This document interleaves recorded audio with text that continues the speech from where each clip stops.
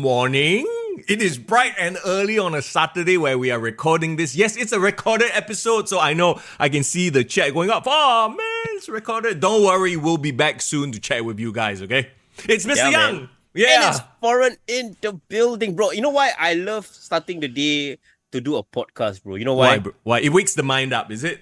No, it's not, because I think about wrestling from the time I wake up to the time I sleep. So like you think what, when I wake up, I don't need like coffee or strong zero. I mean, other people might, but I don't. When I wake up, you want to talk to me about wrestling, I'm ready to go, man. Let's just go. I love it. It's like boom, the mind switches on right away. That's always gotten me about, I guess, people in general. I guess everyone is different, right? Because, you know, I used to do the morning show. Like, I've done the morning show so many times in my radio career, back from 97 till Power 98, right? And I would have to wake up at 4:30, 5 a.m., that kind of thing. And people always ask me, what coffee do you drink? And it genuinely shocks people when I tell them I do not drink coffee at all. I still don't drink coffee.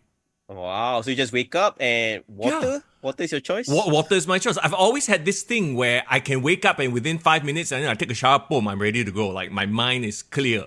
It's the shower lah, cold shower. Yeah, it's the shower. It's not cold lah, it's a nice hot shower lah. Okay, I cannot lah. I treat myself like army. I will just whack cold shower. Is it? Yeah. No, it's weird to me because I know a lot of people who, when they wake up, they are like zombie. Like, even after shower, they like need to have their morning coffee before. So it's like, once again, different folk, different strokes, right? Yeah. And speaking of which, like, you know, my mind is still buzzing because I just want to go on a bit of a tangent. You buzzing? No. Tangent. Okay. Man. Last night, I was up late because I caught, I was about to say Bridgerton. Bridgerton? No, Hamilton is different from Bridgerton, bro. I caught Hamilton. No, there is some crossover. If you watch both shows, there is a crossover. I guess. Yeah. But I watched Hamilton in Singapore at the Marina Bay Sands Theatre, and I know you did it as well. So can we fanboy over that for a bit? Because I love that so much, man. I enjoy it. Do you typically enjoy watching musicals? I know this is actually, I was about to say this is the most non-wrestling thing ever, but if you think about it, it's performance. That's exactly what wrestling is. But I'm sorry for diverging a bit. Are you a fan of musicals in general? The traditional, like Phantom of the Opera, that kind of musical? Okay, I'll be very honest. I've watched all kinds of musicals. I've slept through some musicals. Like when I was there, I fell asleep. Oh, God. That has happened before. Let me just say this lah. Maybe I'm not a fan of the classics. If you tell me to watch, sorry, all of you fans, if you tell me to watch Les Miserables or Cats, or Les Mis, I've watched it in New York on actual Broadway. I found it boring AF. Les Mis, quote unquote, the only classic that I love and I've watched like 4 times is Phantom. Okay, because Phantom has great music. I mean, I gotta say. And drama and this weird dude in a mask. I think part of me is like, that's kind of like Kane. It's gotta be Kane. You gotta associate with wrestling. So like, if you tell me like the classics, I get bored. But I've been enjoying this recent surge of like newer musicals where they incorporate a lot of pop culture. So what I mean by that, right, is like the last 2 musicals I watched, I completely loved it. I watched Moulin Rouge when I was in Melbourne. And Moulin Rouge, they, you know, of course it's updated from 20 years ago when the movie first came out. Because at that point in time, they had like, you know, songs from that era. Yeah. But the new Moulin Rouge, or the new iteration of it, right? They actually incorporated like current songs as well and sung in that musical style. Yeah. So they had like freaking like Pink, Raise Your Glass, or they had like Beyonce, and they kind of weave it into the storyline. So I love that. Shout out to Base Entertainment in Singapore. They are the group that brings in all these musicals, right? They are always inviting me to all these musicals as well. So hashtag, sponsor the wrestling boys. Mr. Young, who is your point of contact in Base Entertainment? You should talk to them. So next time I got invite, can tell foreign as well. Next time I bring you lah. Instead of bringing my wife, I bring you. How about that? Or would you rather go with your girlfriend? Later your wife angry how? True. Not every musical she wants to watch, though. That's the thing. She's a busy gal, But let me know. So just to come back to musicals, right? If you love sort of like the pop culture style of musical, you would love & Juliet. I don't know if you've caught that before. I don't think so. What was the other one that I came to my mind? Oh, Rent. I watched Rent and I loved it. Oh, is it? Rent. Yeah, if you remember Rent. Okay, I think you will love And Juliet the most because Juliet, okay. Yeah, it's like literally the end symbol and Juliet, right? It's sort of like a what if scenario where Juliet doesn't die at the end of Romeo and Juliet. Oh, okay, so it's Romeo and Juliet. Yeah, and she moves on with her life. Now, the crazy thing about it is the music, because they take pop hits. So every song you will sing along to one. Wow. Okay. I have the song list in front of me. Larger Than Life, Backstreet Boys. I Want It That Way, Backstreet Boys. Baby One More Time, Britney Spears. Domino, Jessie J. Blow, Kesha. I'm Not a Girl, Not Yet a Woman. That one made me almost tear up, that song, when it was performed in the context of the story. I don't want to spoil anything. Where did you watch it though? Was it in Singapore? Singapore. Okay, yeah. when they came over. Okay. So yeah, if you get the chance to watch And Juliet, please go watch And Juliet. It's fantastic. Okay, I will put it in my list. I love, like I said, I love show tunes or rock musicals or whatever you call it. What was that rock musical that's a big thing? Was it House of Rock? School of Rock?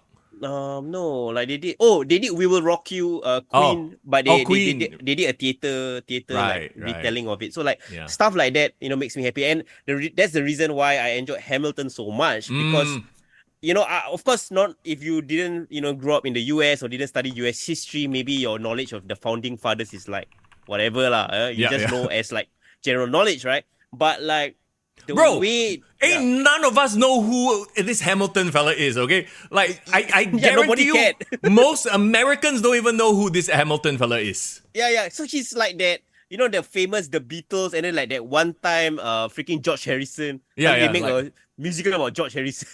What? Who? But because it was so different. Okay, the thing about Hamilton is they told the story of Hamilton, right? Yeah. But they did it using rap, hip hop, R&B, and that's why I know you appreciated the heck out of it as well.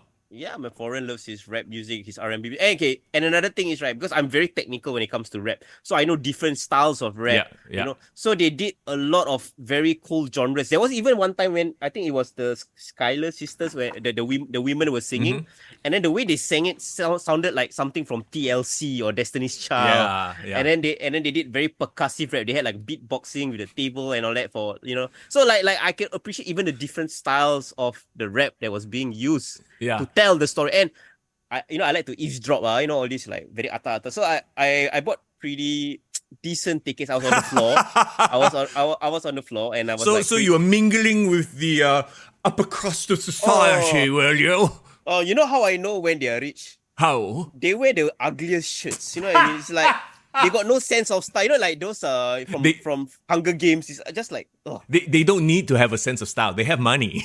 It's like they can somehow justify buying like an ugly ass shit just because it's like $1,000 from Gucci. I do not know. I won't say much lah. But anyway, so during the intermission, we walked out, wanted to look at all the programs, blah blah blah, and then I was just in that crowd, in that throng of like so-called atas people, and there was this one guy like, "Oh, I love how they incorporate the music in every storyline. It pushes the plot. It's not frivolous. It's not just frivolous music for the sake of breaking out into music. It drives the plot." And I'm like, okay, you drive yourself out of here lah. I love your like Oshos accent. This is the best thing to come from this show. But that fella have a point lah. Like I like it because I think Hamilton is known for literally the entire musical is in song. Like there's no like non-singing script, the dialogue, right? So like I agree, because everything that they sung like pushed the story forward, and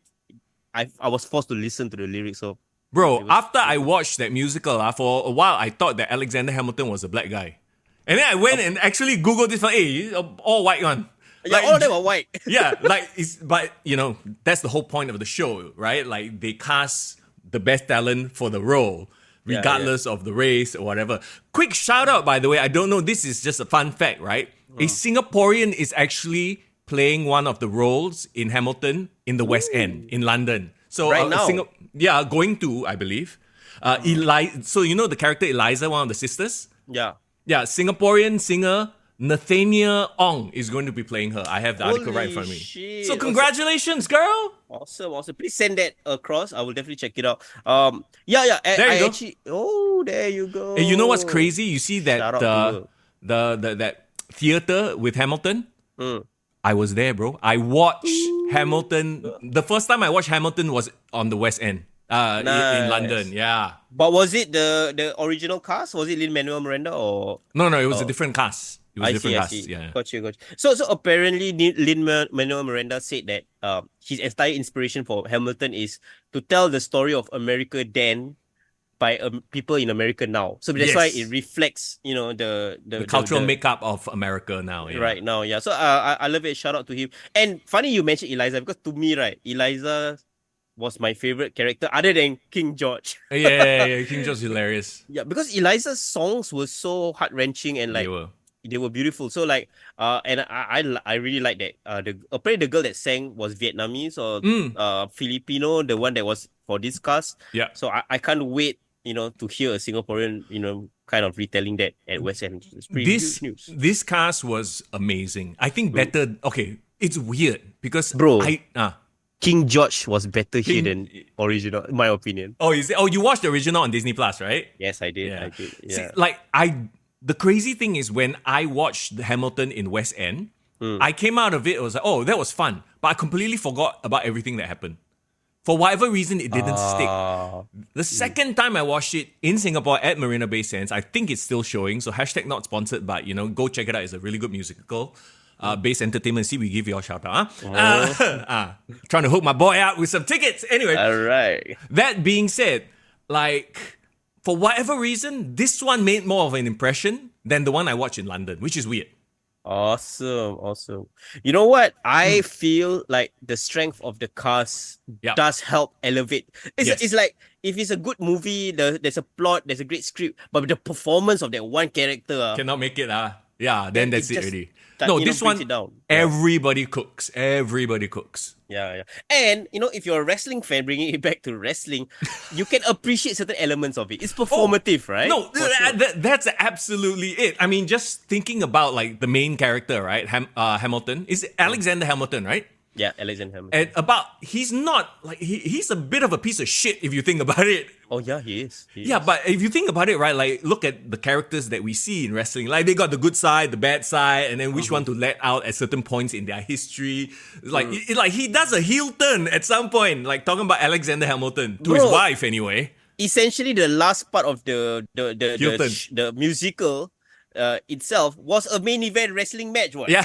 Oh, yeah, that's right. Yeah, you know what I mean? Yeah. So like, hey. No, it was like the tag team breaking up and then now they have to fight each other. It's like Triple H and Shawn Michaels finally having their, oh my God. breakup. Yeah. Look, so, hey, you're a wrestling fan, right? You never know when we will relate real life, other entertainment forms to wrestling. That's why we love wrestling. We see so much of everything in wrestling because, like we said, wrestling is storytelling, and all good media, be it movies, television shows, musicals, plays, TikTok videos, is storytelling. It's good because they tell a good story, and that's what wrestling is. And in just a bit, I'm going to tell you an example of poor storytelling because I watched another episode of Dynamite. Oh, there you go, Mr. Young. you know my favorite thing to say these days, right? I always put one of your favorite wrestlers, Mr. Kennedy. I need to do a better impression. But he used to sell a shirt. It says, wrestling is real. Pro wrestling is real. People are fake. And I live by that statement because I really feel like hang on. True. Did you just drop an Easter egg, a tease of what's to come? You love that statement?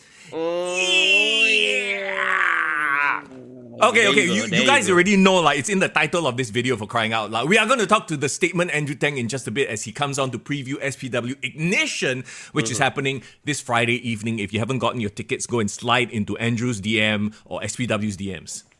Or if you want some tickets here, your boys got the connections. Yeah. Okay. Go to our Discord. Yes, our Discord is where the action is. And just join us for some random, like, wrestling chats and stuff like that.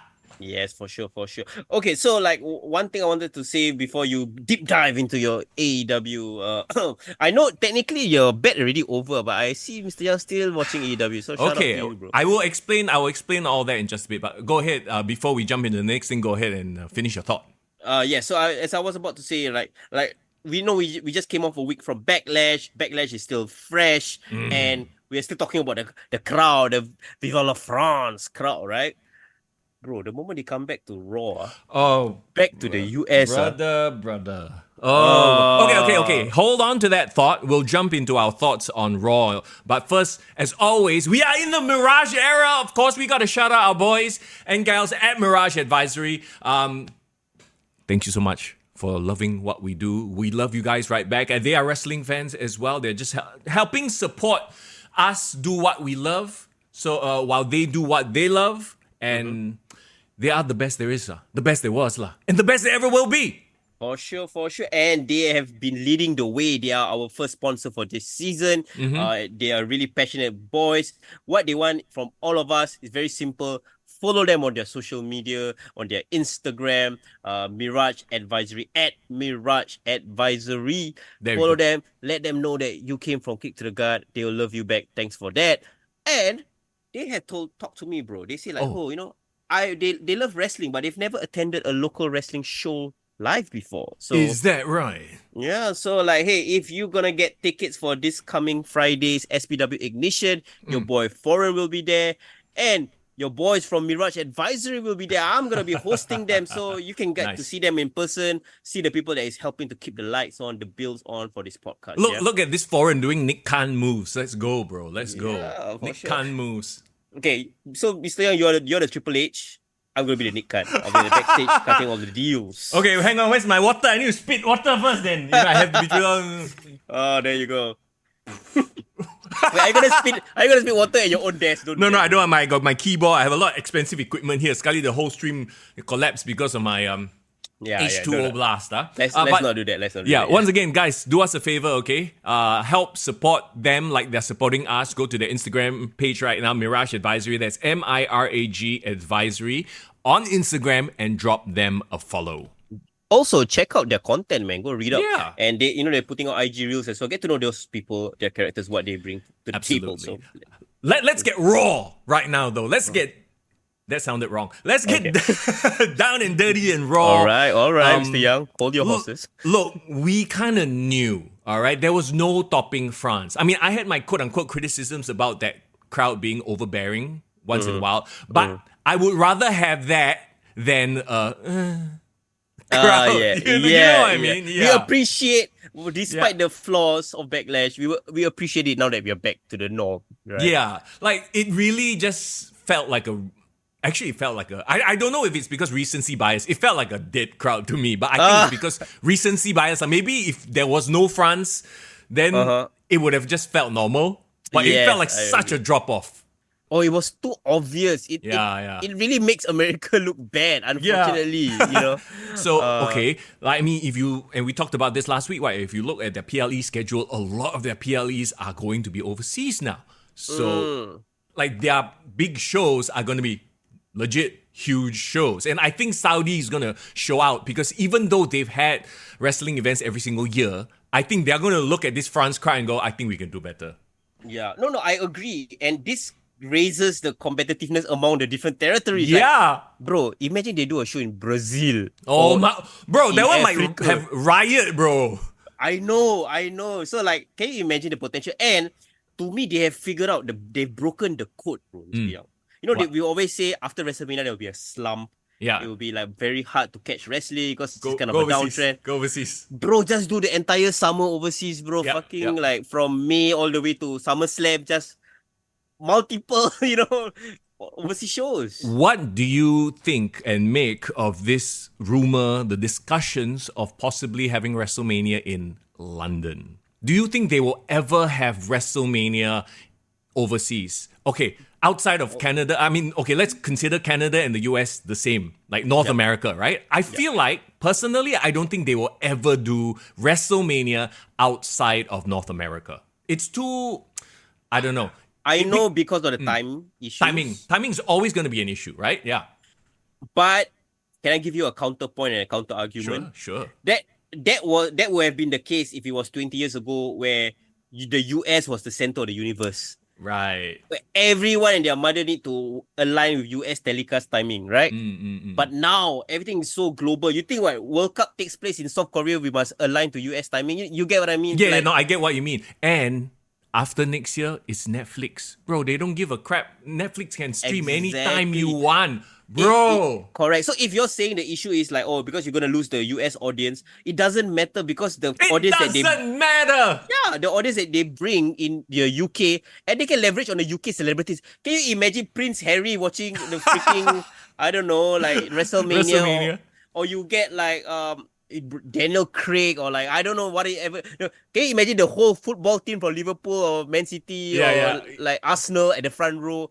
They will know what to do to tap into the UK culture specifically. And for sure, they want to do it because they want to show up. As much as they, AEW is not competition, they want to have that record. They want to sell out Wembley and make it like legit and huge. Sadiq Khan, the new mayor or like re-elected mayor of London, has specifically said one of the things that he will do and if he becomes mayor is to try to bring WrestleMania to London. And Triple H literally tweeted him and said like, let's talk. So, hey, if they go, I'm definitely going. I mean, Las Vegas as well is very tempting, Mr. Young. I'm going to be in Vegas in October, bro. I cannot justify another Vegas trip in April. Now you know how I feel from last year. Yeah. Bro, I've decided WrestleMania 50 will be the one. I'm going to save up WrestleMania 50. How many years? So that's 9 years away. 9 years away, bro. You're going to be in your 50s to go WrestleMania. You sure you want to do that? Hey, hello, 50s is not 80s, okay? I'll still be like, nice and healthy and we'll freaking have fun. God, all right. We'll save up our money. We'll stay in shape so that, by the time that happens, Why do we have to be in shape? We are not wrestling. We are just traveling, bro. Bro, I do not want to be a 40-year-old pakcik with a belly and 3 kids trying to go to WrestleMania and being cool. No. I want to look like you when I'm 40, man. I want to be in good shape. So thank you. Let's do that. Okay, so let's get back to Raw and WrestleMania. So, okay, the idea that WrestleMania could potentially be in the UK, that's very... Now that you've convinced me. You've talked me into them doing WrestleMania there. They should. Like, what a waste. Previously, my thought was like, okay, because WrestleMania is such a... Maybe I'm just a traditional guy because it's always been held in the US and North America, right? And I could see SummerSlam, I could see Survivor Series, Royal Rumble being overseas. But WrestleMania, like, I don't know. But there's also the fact that they want to distance themselves away from the old tradition of Vince McMahon and whatever his, ideas were. So yeah, I could see it as well. Yeah, because last time they always used to make WrestleMania a very Americana thing, like a patriot thing, right? Yeah. But now, if they are really serious about calling themselves World Wrestling Entertainment, they want to be a global company. They can't just say everything home base must be America. You get what I mean? Actually, that is the way to go, right? Because they have the strongest brand. The thing is, right, previously, before the TKO era, it was more, it really felt like, we are American brand with a global presence. That's about it. Now they are a global brand with presence everywhere. Yes. And that should be the way to go because, as the world gets more connected, you are losing out on this potential audience. Like, hey, we are in Singapore, how many light years, kilometers away from America, and we are doing this, and we're doing it passionately. So there are audiences everywhere. The same mindset. If WWE can crack the China market somehow, wow. Dude. The next level. That's like how billions of people, bro.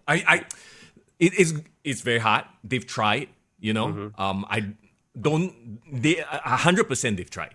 Yeah, I mean Japan is our closest, No, but that's completely different market altogether. The thing is with China, right? They are so in terms of. They have literally billions of people, right? They can support their own movie industry, television industry, all their industries, they support themselves. They don't need the rest of the world, technically, right? In terms of that sort of idea.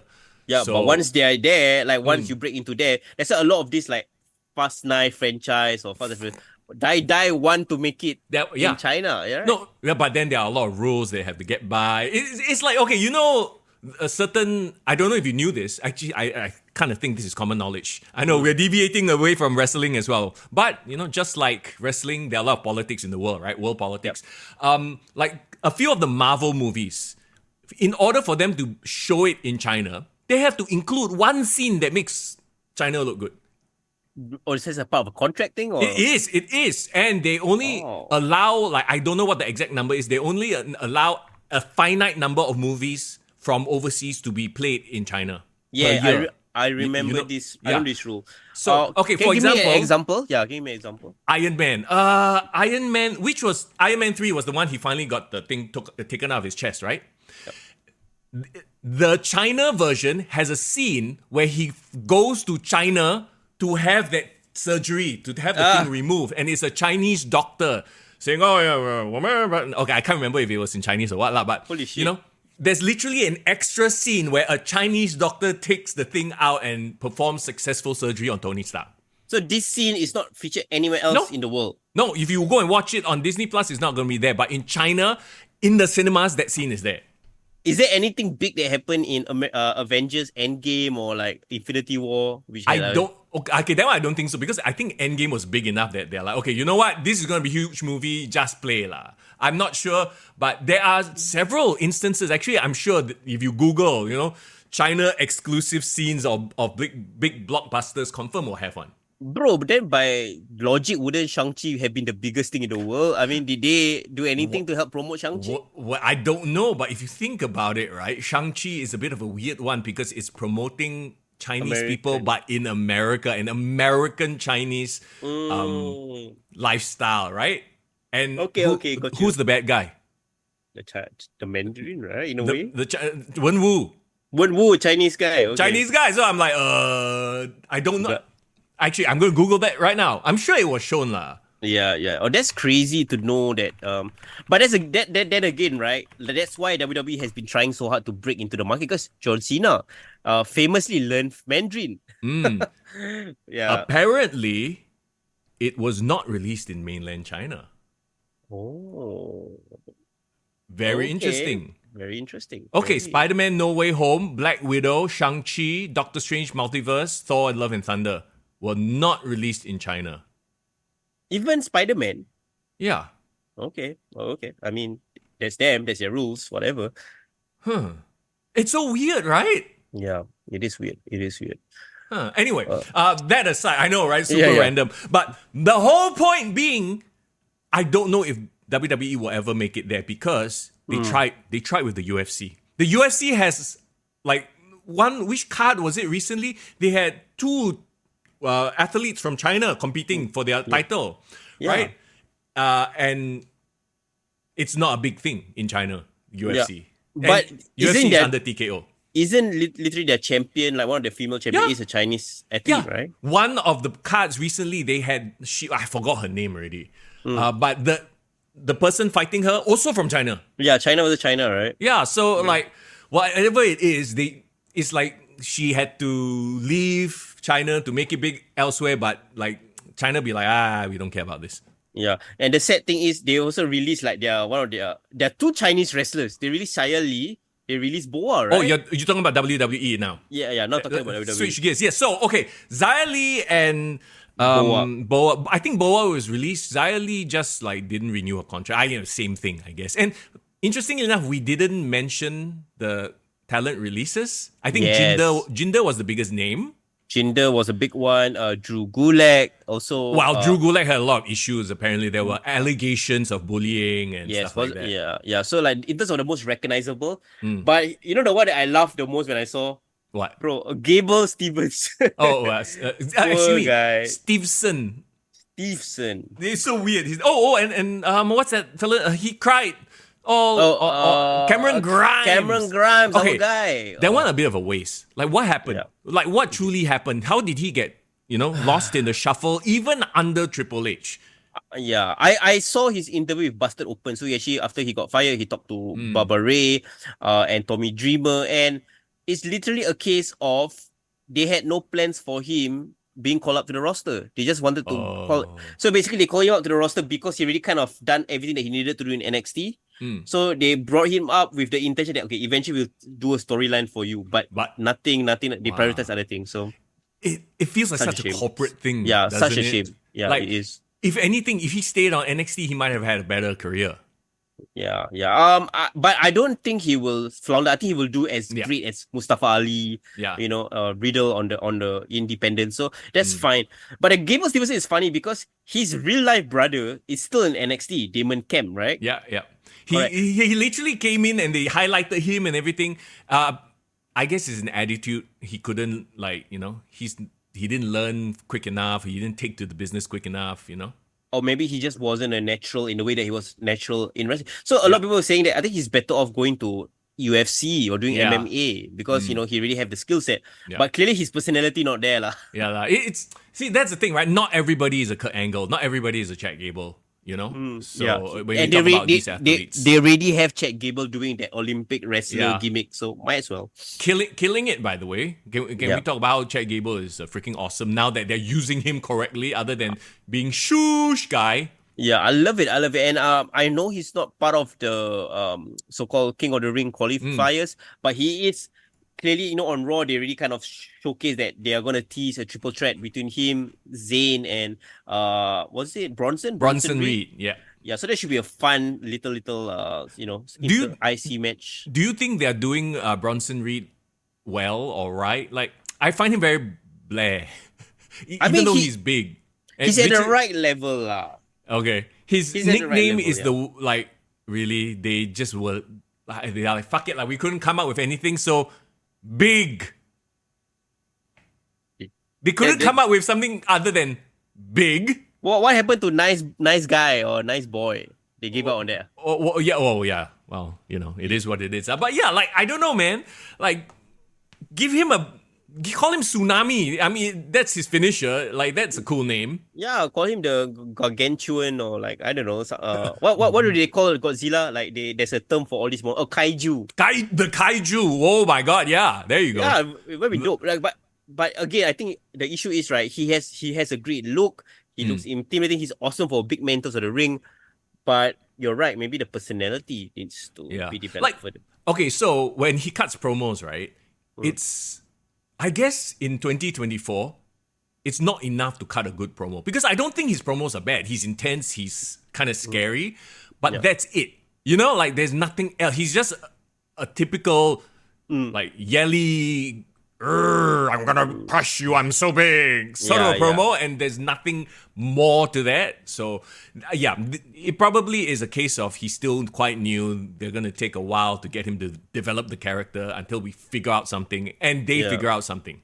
Yeah, unless you're scary like Braun Strowman, the way he cuts promos, and you're yelling and you're being menacing, you can't do that because that's literally the standard there anyway. Anything else will fall short. Yeah. If you want to be a big man and go the other route and become like a very cerebral kind of big man like Samoa Joe, that's also the standard. So now you got to find a niche, Yeah. But even then, like, oh my God, I'm talking about Samoa Joe. Anyway, we'll get to him in just a bit. But yeah, Samoa Joe is not just cerebral, he's witty. He's just, he's a wasted thing. It's wasted to me that he never got the WWE Championship at some point. Yeah. He should have won that one time with Brock Lesnar. I think it was a great feud. But yeah, like I said, I think Bronson Reed is at the right level working for the IC title picture. He has Sami Zayn to work with. He has Chad Gable. So it's a great way to highlight him while still making it about the feud, and I feel like right now that they have really established the draft, all the roster is kind of like fixed now. They can start telling the stories that they want to tell. True. I think it's more of a case of let Papa H cook. How do you feel about this build up to the King and Queen of the Ring right now? So we've had qualifying matches. Ricochet versus Ilya Dragunov. Let's talk about that. Well, first of all, let's talk about Ricochet and his WWE Speed Championship. Okay, I get that they're doing this because they have a partnership with X, formerly known as Twitter. They're doing like 3-minute sort of speed matches, right? And then Ricochet is the speed champion. I don't know how their season works because they record in batches and then they release these matches. So it's just, I don't know, like, what's this, like extra money to promote X? It's really what it is. I feel like the format for the seasons is like a tournament style, and the winner of that tournament become the speed champion. So every season is like a tournament. Yeah. So I don't think they are defending the speed title like one-on-one matches on the main roster. Everything that will happen will live on X. Yep. Hey, for them, it's a business deal, right? I want to make money. I have partnership. We give them exclusive content. But you drive viewership to X. Yeah, but I see it as just this is a cruiserweight championship, and now Ricochet is the cruiserweight champion. Well, not even, because wasn't Bronson Reed in one of the matches? So it's not even a weight thing. It's how fast can you finish a match thing. Okay. I mean, it makes sense for a big guy to squash people in under 3 minutes. So. Yeah. So, okay, like what you pointed out, right? To me, yes, I view this as purely a business deal. They're driving eyeballs back and forth, and the smart thing is they're not making it a big deal on the show. They just, they mention, oh yeah, that's the speed champion. If you like, watching quick matches, blah, blah, blah, go on to X. So I like that they're not over hyping this because, to be honest, it's kind of it's like we said, like it's just a business deal championship, and the belt looks it looks like something someone created in WWE 2K24. Nothing is worse than a 24/7 championship or like the freaking So it's in the pantheon of terrible belts. It's not the worst. So that's fine. That's a low bar. Okay, so Ricochet, Ilya Dragunov. What do you think of Ilya's? I mean, it's not his debut on Raw. Like, it's kind of his second match already. I think this match really put him on the map. Like a lot of people was raving about this match after the fact, and they gave them a lot of time. I was surprised by how much time this match got. And it wasn't, Ricochet sometimes kena victim of like being squashed or being underutilized. But this match allowed him to showcase Ricochet. Ricochet was working almost like the baby face, and Ilya kind of transitioned a bit of a heel. In the match. And bro, that entire sequence where he was from the top rope, he did like a reverse dragon's I don't know what you call it, dragon screw. Top. You know that move where he kind of flipped backwards, some in a somersault, and then like he hit his head landed on the mat. That's why he was bleeding, right? Yeah, that's why he was bleeding. Like the fact that he got up from there and still he showcased that intensity that I love about Ilya from NXT. He's just this small pitfire devilish guy that never gives up, So we have a very interesting dynamic when you look at the bracket. Have you seen the bracket, by the way? I've seen it, yes. Do you know what I'm alluding to? I don't know whether you're gonna show the bracket, but I'm trying to find it right now. But yes. Yeah.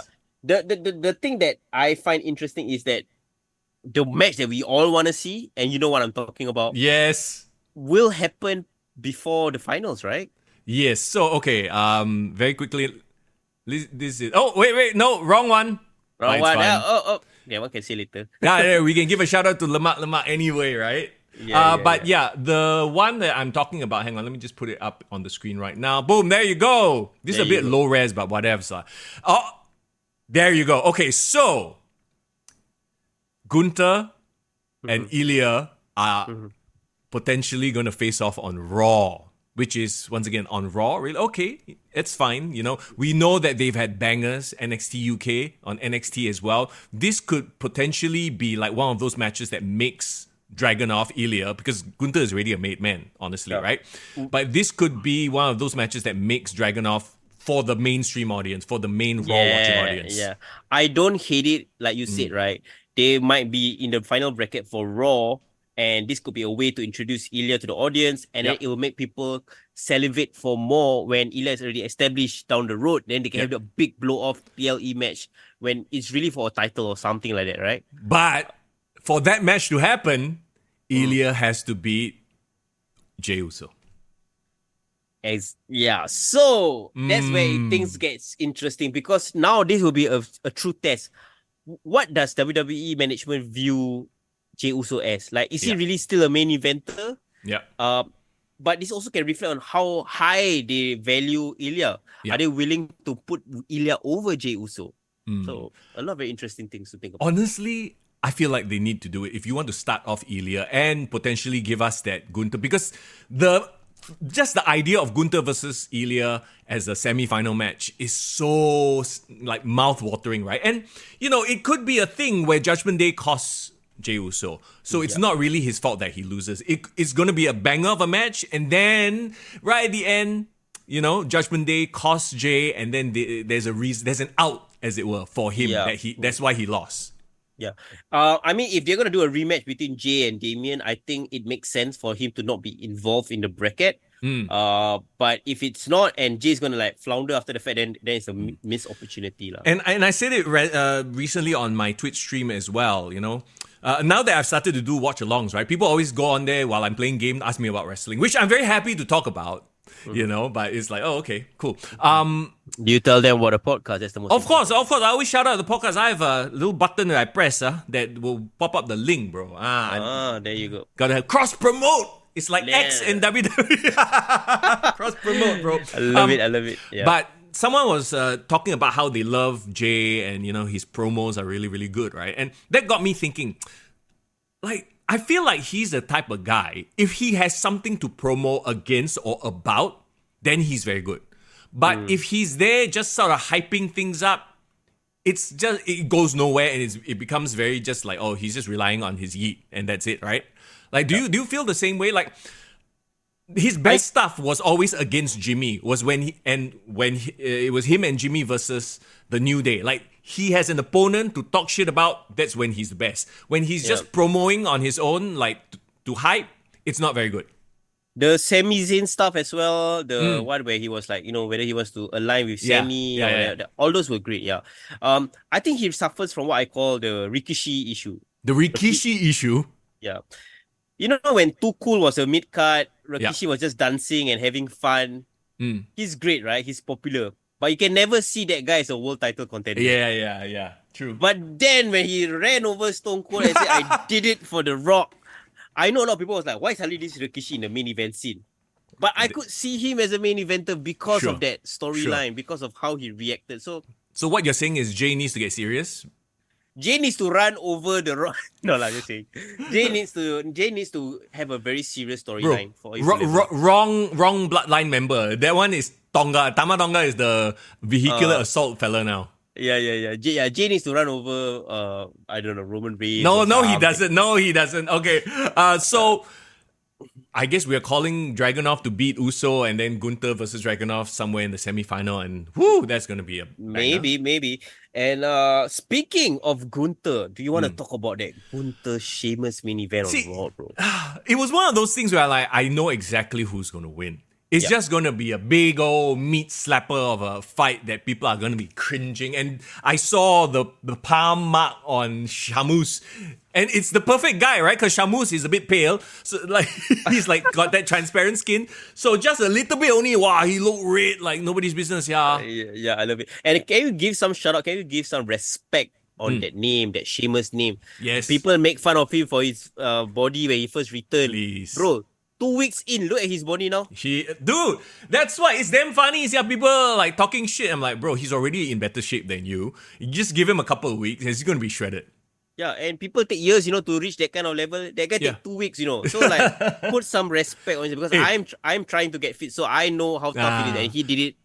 Respect. Do you think he and Drew were having some pints one day at a pub, and then Drew was like, I have a great line about burger after burger. Can you come in fat?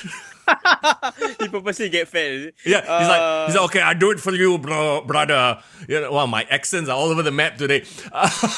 Reminds me of that one story. I remember, I think Bobby Lashley told a story. He tried to pitch to Vince McMahon, say like, can I do a storyline where I become fat or not? Yeah, and Vince totally hates the idea. He's like, no, I do not want you to lose that body. Right. Oh, because Vince is a body guy. Yeah. So I wonder if they just pack up, say, okay, I come in a little bit undertrained, so I got a bit of a belly, then you can make your joke, make you super viral. Then after that, 2 weeks later, I freaking just cut. Knowing Sheamus, I think he's just like that. I hope he recovering, just got married. Yeah. Watching Liverpool. Bro. There is a lot to be said about the work ethic and the genes. He has the genes. He can cut fast and well. So respect to him. And you know what? Like, we all love that clash at the Castle match that he had. That was like really match of the year contender. And of course, who can forget WrestleMania 39, that triple threat with Drew as well. Yeah. And Sheamus is the kind of guy that I think he never gotten the respect that he deserved at the start of his career. Now I think people are starting to appreciate him. He's the veteran now. And bro, like, Gunther is on the war path. Since losing the IC title, I know he needs to get that next level.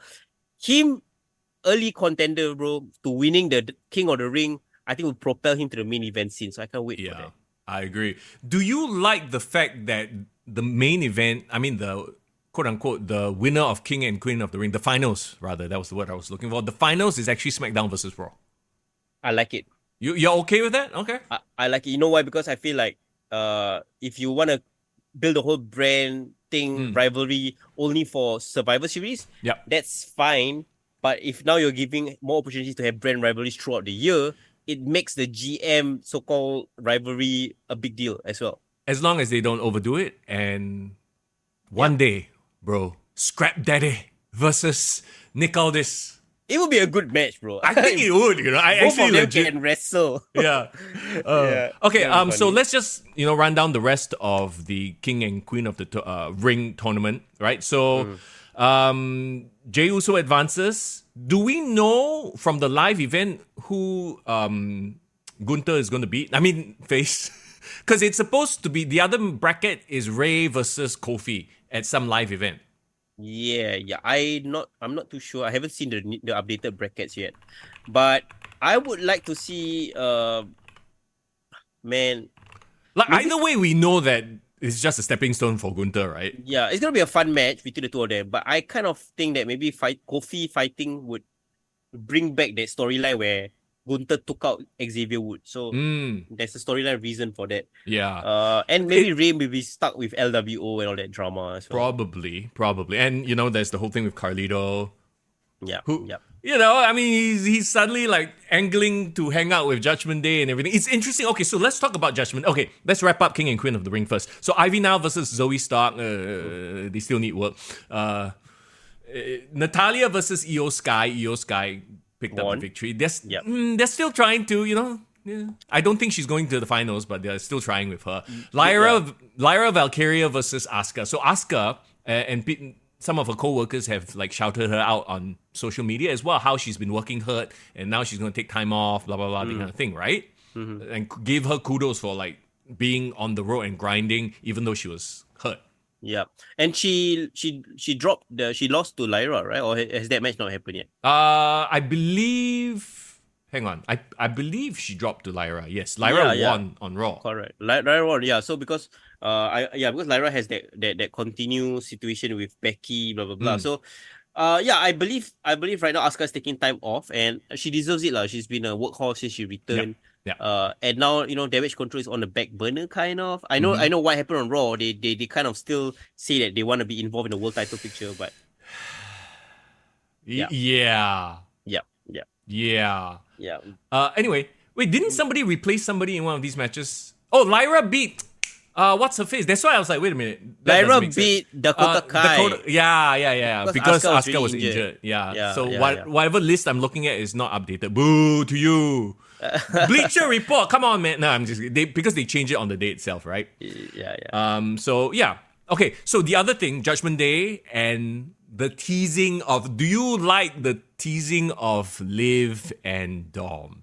Oh, for sure. Yeah. So we've seen, quote unquote, we've seen the whole they came out of the same room, but it was in the back of an interview. So only the true eagle-eyed nerds, wrestling nerds would have caught that, right? And once somebody catches it, it's out there, social media. Did you see the latest tease?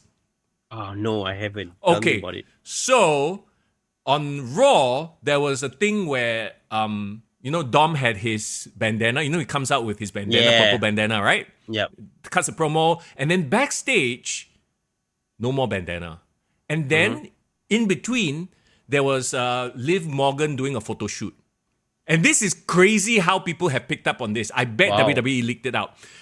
In this photo shoot, if you zoom into Liv's pocket, there is a bit of like a purple and white with the, like the design or his design, like his bandana. So the speculation is that is Dom's bandana in Liv's pocket. So they're really leaning hard into this Easter egg shit, man. Beautiful, man. Beautiful. They know this is a Marvel audience hungry for Easter eggs and spoilers. Yeah, so they're like, oh, are they doing it? Are they like... I'm like, wow. Bro. This would have never... Bro, if this was Vince McMahon booking, right? They would be making out backstage already. Like, I'm sorry, Vince, you make it too obvious. You make it damn obvious already. Vince is not a man of subtlety. Like, this is truly a different era. I'm like... I can't imagine Vince saying yes to, okay, we'll just hide a little corner of his bandana in her pocket and hope that somebody catches it. Early prediction. Liv Morgan versus Rhea Ripley for the world title when she returns. Custody of Dominic match. Let's go. Dominic on the pole match. No lah, I mean, we all know what upside Rhea has, right? And the second she comes back, so Liv Morgan winning the title is actually kind of inevitable, I feel. They should. I think. I mean, she deserves it for this character work alone. Oh, I don't know about that. I'm still not sold. I'm more sold on the story than I am on Liv. Does that make sense? Yeah, so I think certain situations where if the story is justified, I think it's okay for them to win the title based on the story. No, yeah. I think she should win the title based on the story so that when Rhea comes back, a House of Fire, like she's gonna be cheered like the biggest babyface ever, right? And then you have the whole Dom screws Rhea Ripley because he's now screwing Liv Morgan thing, and then, the signs were all there, and only the eagle eyes, the Easter egg fans caught it. Like I love it. I love what they're doing. You know, anything that Liv does is always gonna be a step up from. You want some brah? Come at me, brah. Brah, you want some brah? Oh my god. Okay, just never let her be on commentary. So yeah, you got that. You got the Uncle Howdy stuff, which is very AR. Like it's weird, right? Shout out to Fias, our intrepid reporter. That's the thing. Like I know he is a huge, like he loves horror. He loves. We talk about ARG, augmented reality games, where it blurs the line and you have to do a lot of digging, going down rabbit holes, coming out with crazy conspiracy theories. There is a huge segment of the audience that loves this kind of thing. And I love that we are in an era where WWE is targeting all these. Whereas in the Vince McMahon era, it would never. He'd be like, "What is this? I don't get it. It's stupid." He got no foresight. He got no foresight in that sense. So like you're right? That they are really activating different audience groups, interest groups, like whether they have the ARG audience, people who love the telenovela, the drama, all this scandalous shit, all these Easter eggs. Yeah. Don't forget all the celebrity activations as well. Yes. It is a great time to be a wrestling fan if you're watching the WWE. So, that being said, I don't know about you, but all this talking has gotten me a little bit hungry. And as you're watching this, people in chat, it's lunchtime, right? Yeah. But as we are recording this, it is also... We haven't makan yet. So. But it's coming up to lunchtime, and that's why when I'm looking at lemak, and I'm looking at the food, and I'm looking... bro, hang on. Let me... Bam, big one. Ooh, right there. Let's give a shout out to lemak right now. All right, I'm gonna make sure my script is proper this time. Bro. Script. No.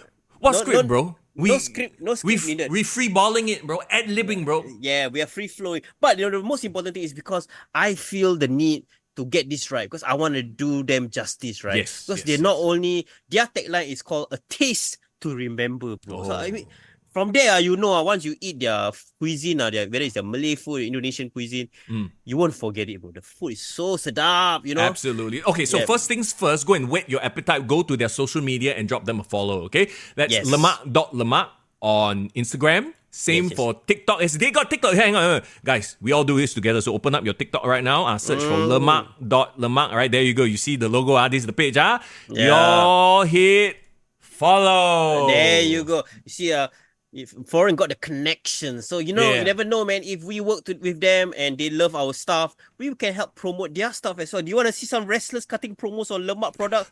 I would love to see that. So, just to be clear, Lemak is a food stall at Hawker Center. I think they're based in the East, in Bedok. But they also do pop-up road shows and food providers, caterers for events. So, whether you have a corporate event, weddings, upcoming at Mark Besar in Changi Expo, they are there. So, you can expect them to see your food fairs, all this kind of stuff. They also don't just sell, the like main food, like for lunch. Like they also have signature desserts such as jongkong and risoles. And also, bro, they also distribute flavored dried coffee as well. Like over 30 different ones, right? Yeah, over 30 different flavors. It's called Beanies. Benies. So this Beanies coffee apparently originates from the UK. They have a distributor in Malaysia. So Lemak is the first distributor in Singapore. Apparently they sell halal, vegetarian, and calorie-free coffee. So this is a lot of options and flavors for you, especially if you're thinking about taking care of your weight like me. There you go. So we showed you their Instagram page, their TikTok page. Their webpage is a website, lemak.com.sg. If you're looking to cater for an event, company event, that kind of thing, you can go there and contact them, drop them an order, that kind of stuff, right? Also, they have Shopee as well and Lazada coming soon. Yeah. So I think they're very more active on Instagram and TikTok. Follow them there. And also all you wrestling promotions out there, hint hint, Grapple Max, hint hint, SPW. If you want a live station for any of the upcoming wrestling shows, engage Lemak, man. After all these wrestlers beat them up each other, they want some signature desserts as well. So. They want to makan. They need to put in some of those calories. So So all the wrestling fans, you all want to drink your strong zero and also eat a bit of risoles. I mean, it's a perfect combination in my opinion. There you go. Guys, do us a favor, drop them a follow on their social media pages, okay? Right. From that, let's jump on over to something that... Dynamite. Yeah, I know, right? Here's the thing. I'm the sort of guy, once I get into like a pattern of watching a show, I will try my best to continue. Like, we've brought up the example... Yeah. Like, I'm a Marvel fan, even though Secret Invasion was just the poop. I had to finish it because I'm a bit of a completionist, right? So in that vein, I'm like, all right, I've watched 4 weeks of AEW. I'm like, you know what? Let's give it one more chance. Let's see the follow-up of this whole like Young Bucks. And, to their credit, they're trying something. Even though none of it seems big league, I'm like, you know what? It doesn't have to be big league as long as it's good storytelling. There's a place for indie movies and there's a place for big blockbuster movies, right? Yeah. So I watch AEW Dynamite. And it's... that's not a good start, right? That's not a good start. I feel like they just don't want me to watch. I'm not their target audience. Or they are just leaning so hard into just like their own audience that I'm done. I'm quite done, Wow. Okay. Wait. First and foremost, right? Can we say some of the what do you actually remember or like you enjoyed about the show? Is there anything? Okay, remember and enjoyed are two very different things. Yeah. So let's just say it's a 2-part question. I mean, okay, I do enjoy Swerve and Christian Cage. I thought it was kind of cock though. So okay, do you know what happened between Swerve and Christian Cage? No, I haven't watched it properly. Swerve comes out, cuts a promo, scolds Christian Cage. Okay, he didn't scold. Well, this sounds like such a Singaporean. He scolded him, He promo against Christian Cage, and then Christian Cage comes out with his, family, whatever, patriarchy, right? And then Christian's like, haha, I have the numbers. And then Swerve's like, oh, do you? And then this group, what's that group called? I always forget their name. The Mogul Embassy. Mogul, yeah, a bunch of the Gates of Agony. Whatever lah. See, that's the thing. You bring out a jobber group. To me, they are a jobber group. I don't care how badass they look. They are a jobber group. They haven't been portrayed as main event or even upper mid-card guys, right? Yep. So these jackasses come out and like, yeah, we have Swerve's back. And then they beat up Swerve. Oh, look. And then, like Tony Schiavone had to be like, were they paid? Are they on the take? I get where they're going with that, but it felt very...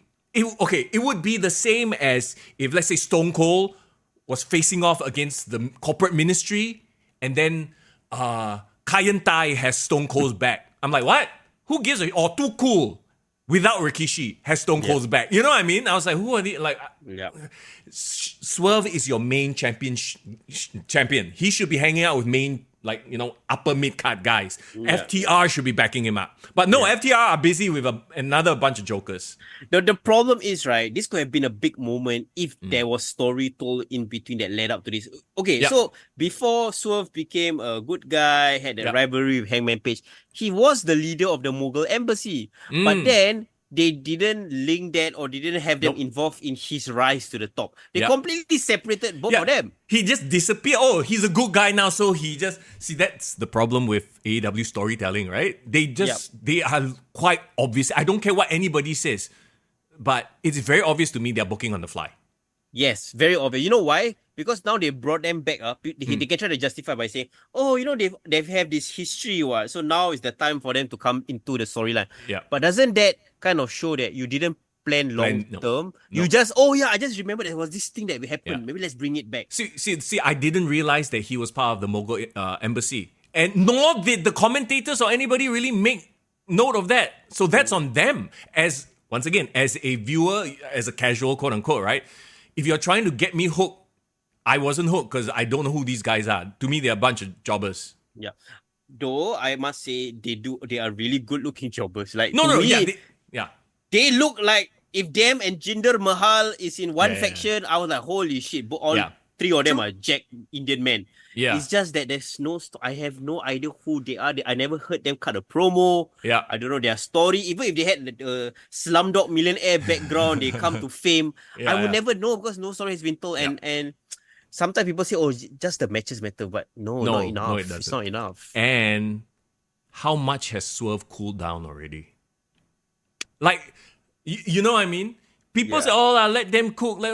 No. You've missed the mark with Swerve already. Like, and this has happened time and time and time again. Every time an act gets hot, they don't pull the trigger. They don't know how to sustain. No, not just you shouldn't be pulling the trigger just because a person is hot, right? You need to be able to capitalize on it and then pull the trigger when it suits the storyline. I get that. Yeah. You know, you're not like going to hot shot a title just because somebody suddenly got hot. But you need to figure out a way to maintain.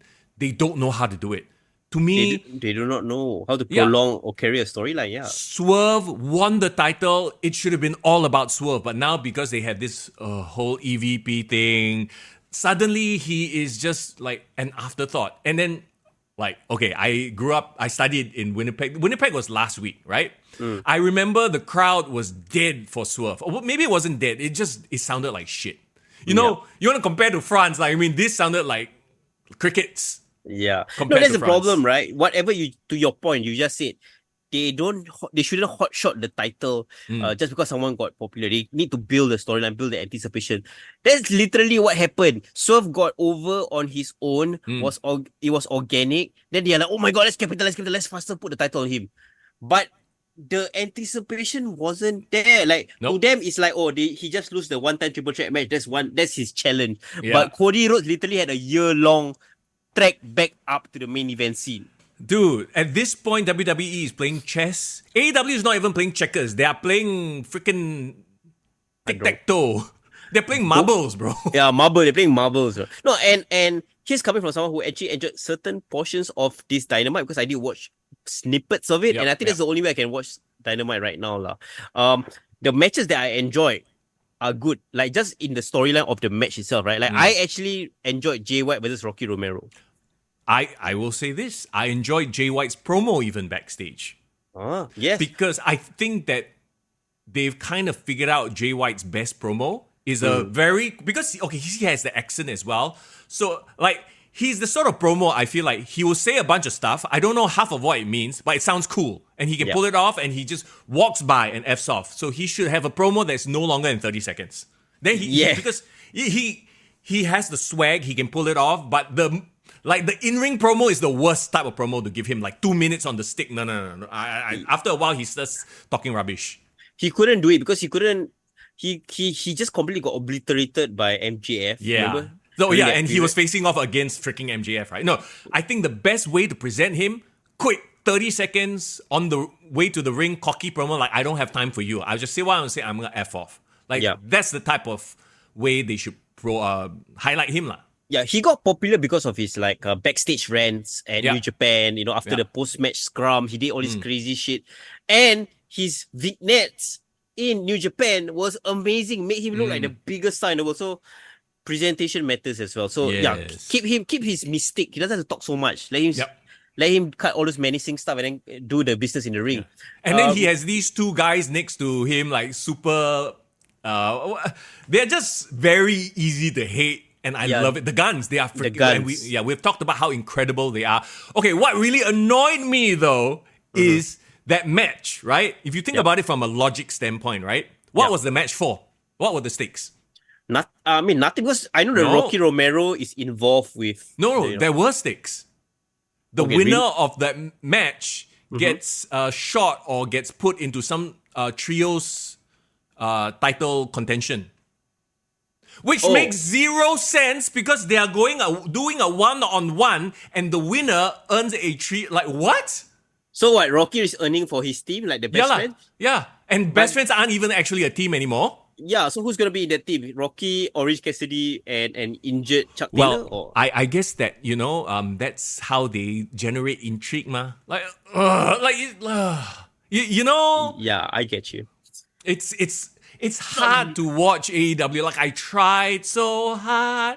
And they really it doesn't matter. And I got so far. In the end, it doesn't matter because they won't capitalize on things. They'll just, book on the fly law. That's literally what they're doing. The problem is, this is their WrestleMania season. Double or Nothing is their big show, right? So they need to knock it off the park. Bro, they are hanging everything on this this EVP bullshit. That's what they're hanging this is anarchy in the arena. So that is their big announcement, right? Anarchy in the arena. I do not hate the idea of a Team AEW versus Team Elite. It was bound to happen, right? Yeah. It was bound to have a WCW versus NWO vibe. My problem is everyone is miscast. It's like Avengers against, I do not know, X-Men. But like the Avengers is like Ant-Man and freaking Black Falcon versus like... Black Falcon is not a character, bro. I'm just putting random ass shit. But you know what I mean? It's like the C-level members of like this faction versus the C-level members of this faction. It's okay, so... Yeah... To your point, Anarchy in the Arena, like, I get it. Kenny Omega is not cleared, right? He's not going to be back in time. Remember how in Winnipeg he came out and we praised his promo? It was a really good promo. Last week's promo, And then this week was him in a hospital gown, in a hospital bed to sell. They need to stop it. It looks so... They went back to the whole cheesy... Like, I'm sure you read about Goldberg's interview, right? And how Tony Khan had tried to court him, and he was just... Goldberg basically said, the product is too cheesy. I would never come. I would never be made to look like the threat that I am. And to a lot of people, it might sound like he's just big-upping himself. But it's true. It's just... True. With Kenny Omega in the hospital gown, in the bed, it just seems so damn cheesy, bro. You know what I was expecting? What? I was expecting Stone Cold to come out with a frying pan. No, the bedpan and tong on the head, right? And then it was such a bad promo because it was like, I don't know, maybe later tonight somebody will challenge it. Like, there was no nuance to that promo. He's basically laying it out to try to sell that end of the show segment. Like, he's basically saying, somebody is going to, you know what I mean? He went from such a great impassioned promo in his hometown to a shit skit from a hospital bed. I'm like, wow. I really feel like Kenny Omega, he's a world-class athlete, right? And he's a great wrestler.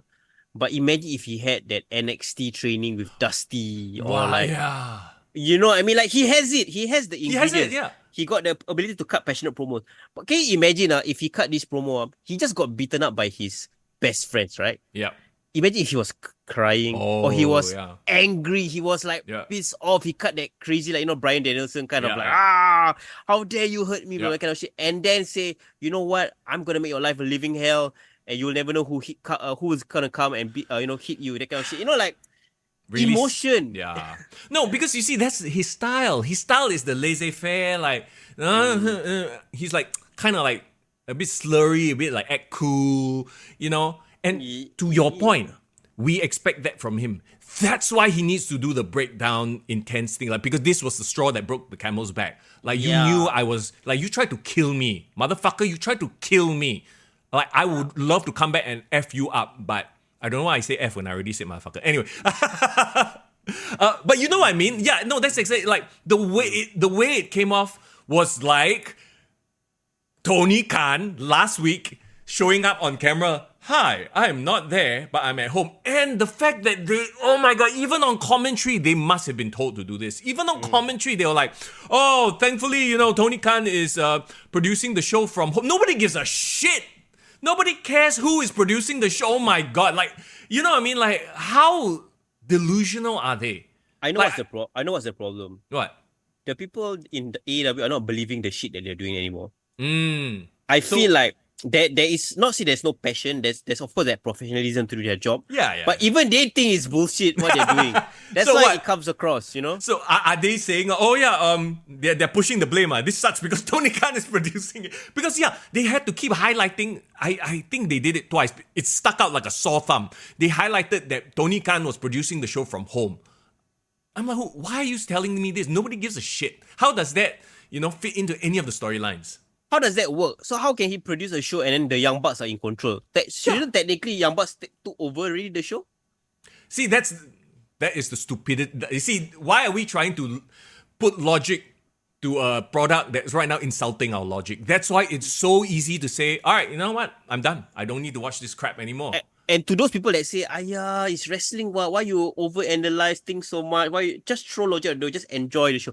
You know what I will say to those people?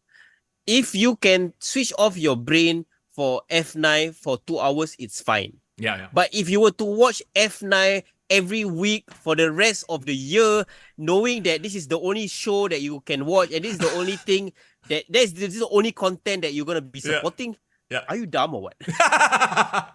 Oh my God. Look, even F9 got better acting and got high budget, got cars exploding, flying off. Like, they are legit moments. There's one thing that F9 has that AEW doesn't have. Star power. Yes, legitimate stars. Yes. Yeah, there you go. I will watch Vin Diesel talk about his family all day long. You know what I mean? Bro, I will watch I will watch Tyrese talk about shit over any of these mofos. Yeah, okay? They go to space, so I don't care. I will watch. How... I don't want to say, how badly has he damaged his reputation? But how little do you care about Cope right now? Oh, man. Okay. To some context, I watched Chris Van Vliet's interview with Edge recently, and he talked about, why he left WWE, his AEW run and all that. When he was sitting down and talking to Chris Van Vliet in that environment, that's Edge, right? That's the WWE Hall of Famer. Like, everything about him is everything I love about him. He's honest, he's passionate, he cares about the business, blah, blah, blah. Something about the AEW stance, right? They just devalues every star that's there. I'm pretty sure that tomorrow, if John Moxley goes back to WWE, right, he will be immediately a big deal. Yeah. You know what I mean? It's just the environment. So Adam Copeland, while in my opinion, I think he had a great match with Brody King here. Yeah, he did. But I wasn't like at the age of... like last time, even when I was watching CM Punk in AEW, I was in the age of my seat. I see what you did there, by the way. Gotcha, thank you. I'm trying to explain to you that CM Punk managed to retain that mystique, that big deal nature, or like he's a big time performer in AEW. For some reason, every other WWE star that transitioned to WWE to AEW can't seem to keep that mystique and appeal and that aura of them. So I think what it boils down to that performer. We've talked about it before, right?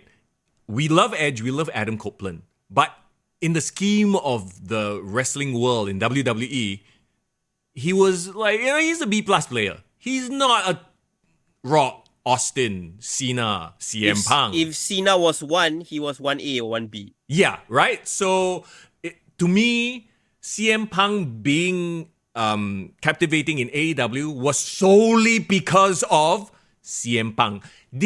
He succeeded despite AEW shit booking. He's like bulletproof. He weathered the storm and he got out of there. And that's why he knew like, shit, this place is falling apart. Nobody knows what's going on. I better get the F out of here right now. Bro, can I give you the hottest of hot takes? Oh, go ahead. Okay. Just to, right on your point, right? If CM Punk, regardless whether he was WWE, he was in AEW, he will still be a star. He will still thrive, right? I argue that if I put The Rock or I put Stone Cold in AEW, they will still be a star. Like, I still believe that they can know how to put themselves over. You know what? If we were to put Triple H, right, in AEW, he will have the Adam Copeland problem as well. Oh! You know why? Why? Triple H has never been the top star or top draw in wrestling. He's always been a heel, but he was a top heel, but he needed like a big star to draw from. But I think he will be like H because he will be exposed, right? Like how is no one is gonna pay money to see Triple H there unless he's like the biggest heel in the world. Right now, Adam Copeland is a babyface. Right. And so do you think the issue is all this while his greatest work was as a heel, Ultimate Opportunist, and asshole, this crazy psycho character? At the end of the day, right? And I see where you're going with the Triple H point. But I think Triple H, because of his years in the business and learning from Vince, blah, blah, blah, and doing his own thing, I think he would have actually become I think he would have turned out like CM Punk.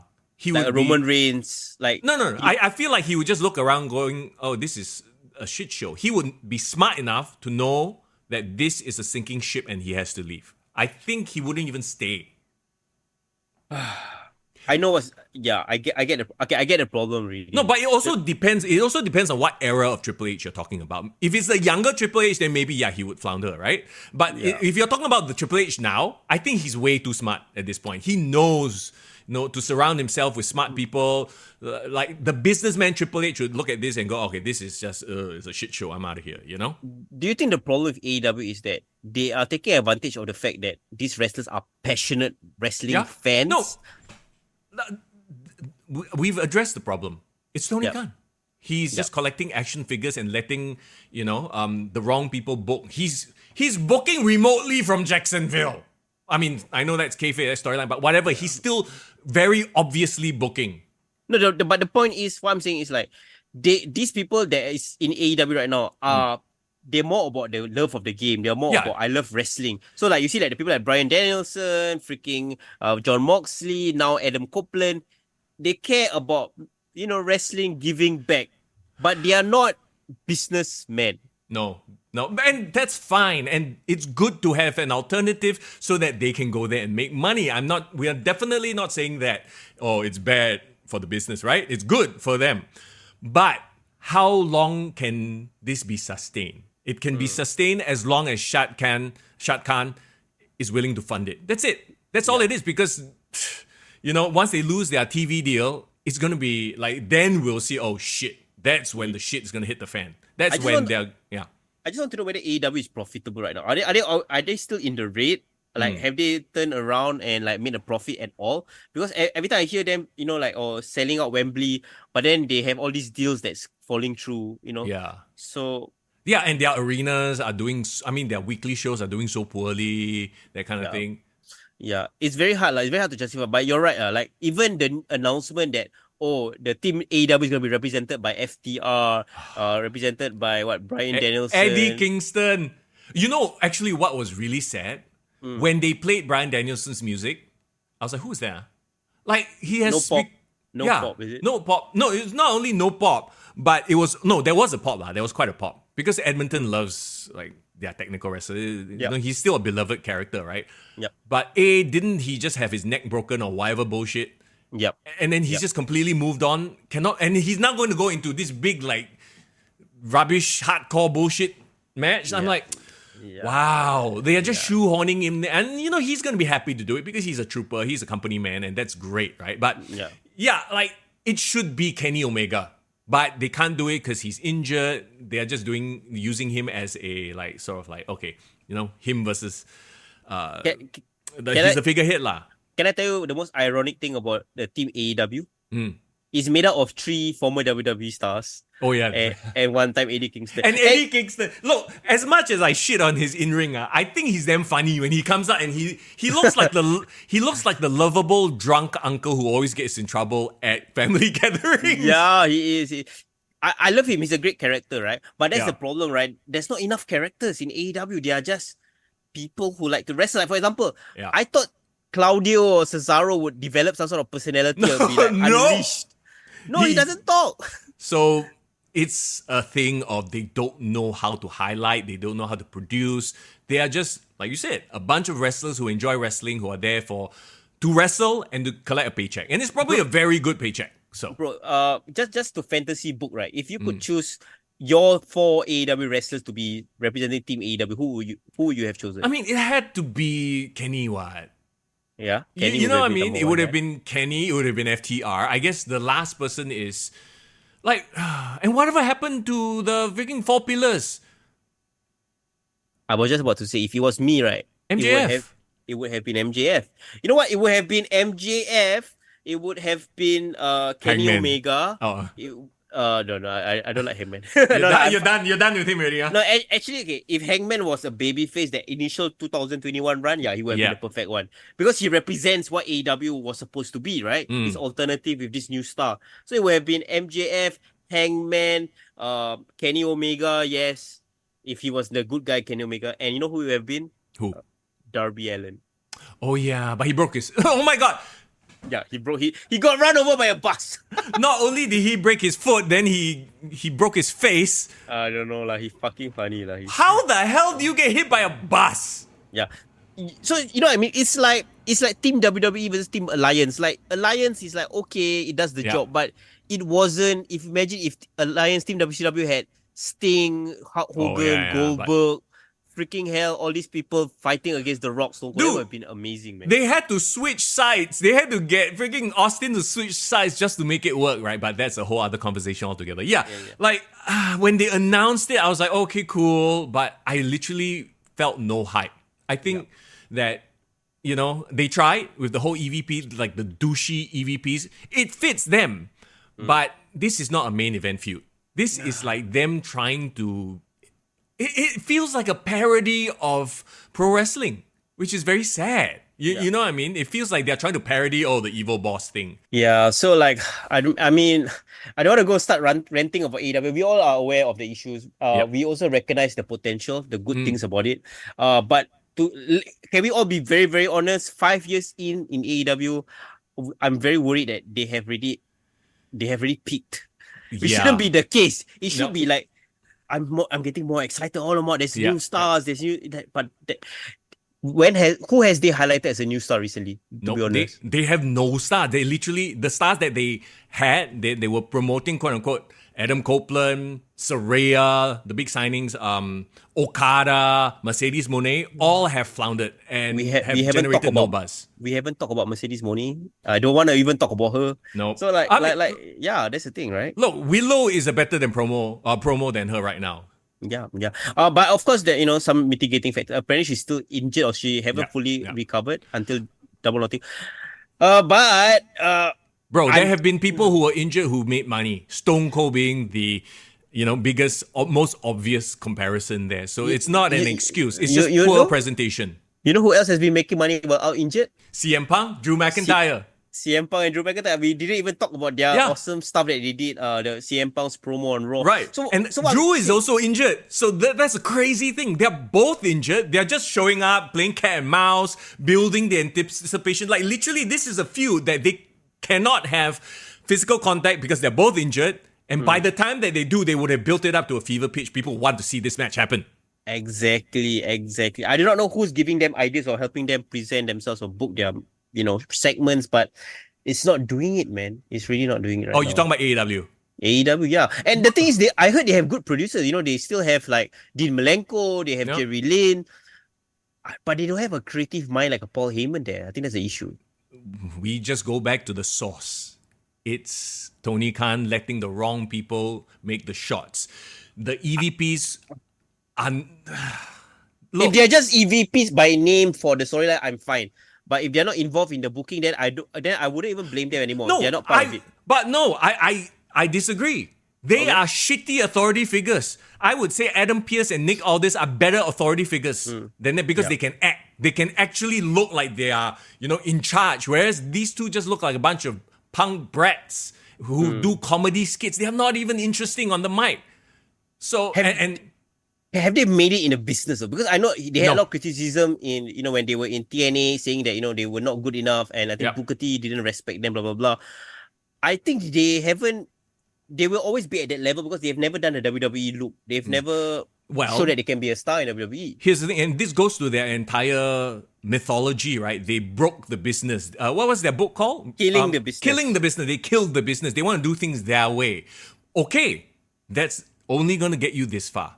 You know what I mean? Working for Dave Meltzer's stars only gets you that far. They are not business-minded people at all. In the business wrestling, they really love, the art, even though a lot might argue that what they do is not wrestling. They're just doing trampoline routines, right?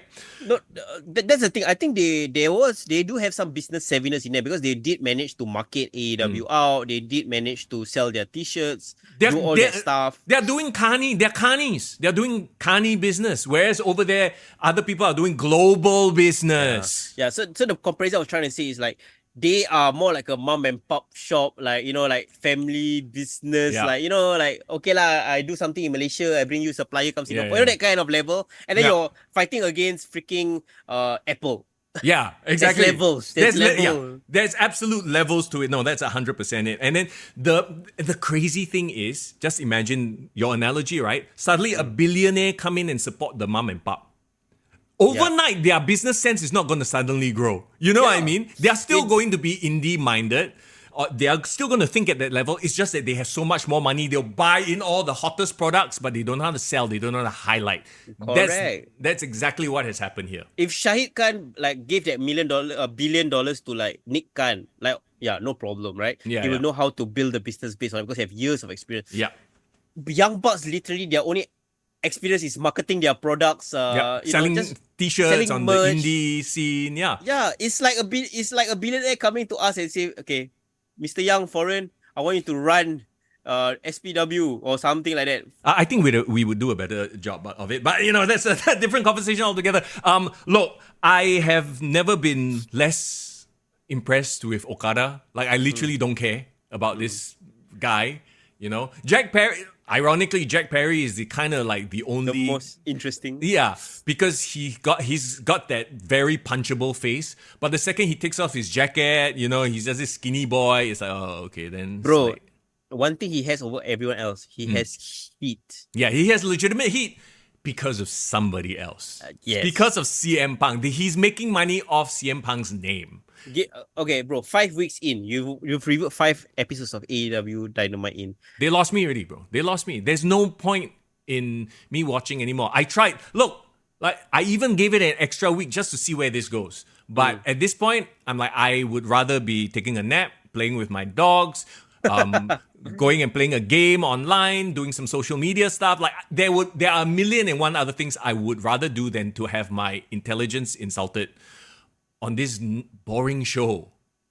We will only continue talking about AEW only if our listeners require us to do so or want us to do so, okay? when we say talk about AEW, doesn't mean we have to watch it. I can follow AEW without even watching it. So, bro, I tried. I gave it a shot, and a bad show is a bad show. You wouldn't watch, a show if it sucks, right? And that's why, and let's get back to the ratings real quick. That's what their ratings bear this out. They only have the hardcore diehards, those, people who will watch no matter what because they align with the brand. The Kool-Aid drinkers, and they've dropped. Even those numbers have dropped already. Yeah, they went from 800, now they are 700. They might go under 700,000 as a norm, as a downtrend. So Warner Brothers is going to decide the fate of AEW right now. Who holds the fate of AEW? It will be Warner Brothers. Maybe, if not Warner Brothers, then what about the Home and Decor Network or the Weather Channel? Maybe somebody else will come in. I don't know, man. Once it's on BBC Earth or something, I don't know. BBC Earth. I think more people watch BBC. Actually, I don't know. Anyway, okay, let's put a bow on that. AEW is doing its thing. It's leading up to its biggest show, even though there's no real vibes to it. Very quickly, let's before we jump back to SmackDown, because some big stuff has happened on SmackDown as we record this. But of course, we, as always, talking about all these companies going through different eras. We Kick to the Gut are currently in the Mirage era. Yeah, bro. The guys on Mirage have been supporting us for season 7. They love what we do. They are wrestling fans as well. And they want to show a bit of love to the local wrestling community here in Singapore by helping us with this podcast. So guys, do us a favor. Follow them on their Instagram. Give them a shout out. Say hi to them. And we hear they're also going to be joining me for SPW Ignition happening this Friday. So go and say hi to them. Put up a finger for them. Acknowledge Mirage Advisory. They are our tribal chiefs. Yes. They are our paymasters for this season. Hey, don't say it like that, bro. Hey, we give them the respect they deserve. And guys, please follow them as well. They the ones. You see, I have my finger. I raised one finger, right? Because they the ones. And then finger goes and then press the follow button on their Instagram page. Drop them a follow on their social media pages. That's Mirage, Miraj Advisory. Thank you guys so much for supporting what we do and loving what we do. Awesome. Let's show them the support that they've shown us as well. Okay, let's talk a bit about SmackDown. Obviously, as we record this, I haven't watched SmackDown, but I did see on social media they have a very interesting main event. Yes. It literally broke live as we were recording this and we were doing the podcast. Cody Rhodes has a new challenger and up steps another champion. Well, here's the thing. What is he? He's always a contender for the Saudi shows. Remember yeah. Remember last time it was him versus Roman Reigns. Of course, we are talking about Logan Paul in Saudi Arabia. He's like every time. Forget about Mansoor. He is now the Saudi guy.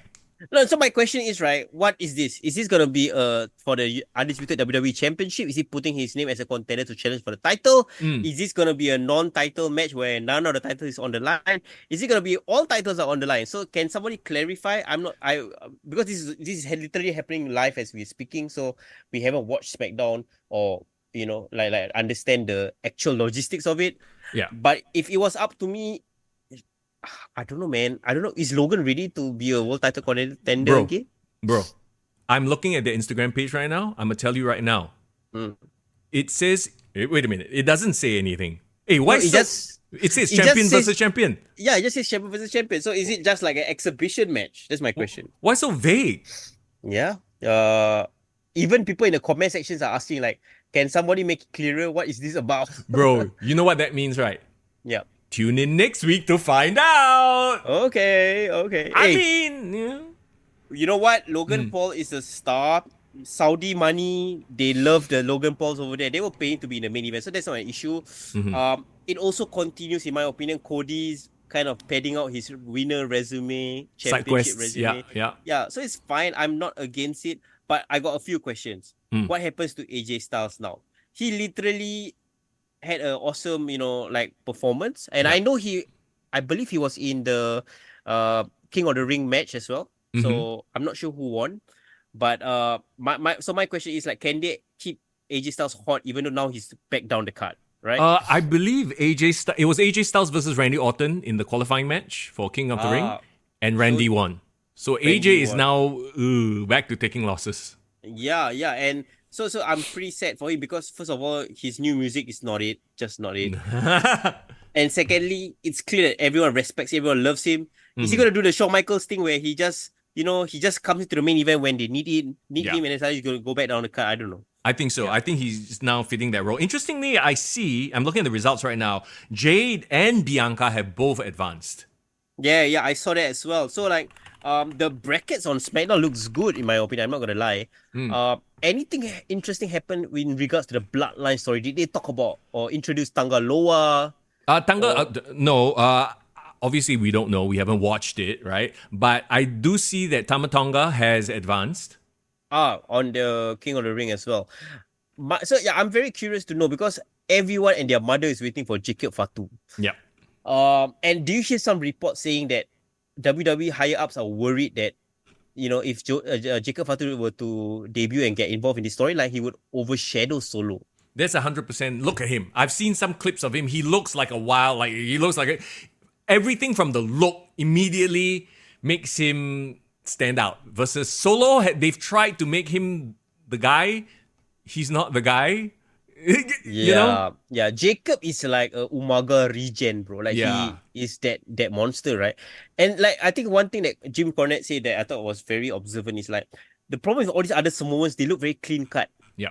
They look clean and fresh. Well, maybe that's what they need. They need somebody who looks different. Like, what is the problem though? Like, why is it a bad thing that he overshadows Solo? Because they want to push Solo?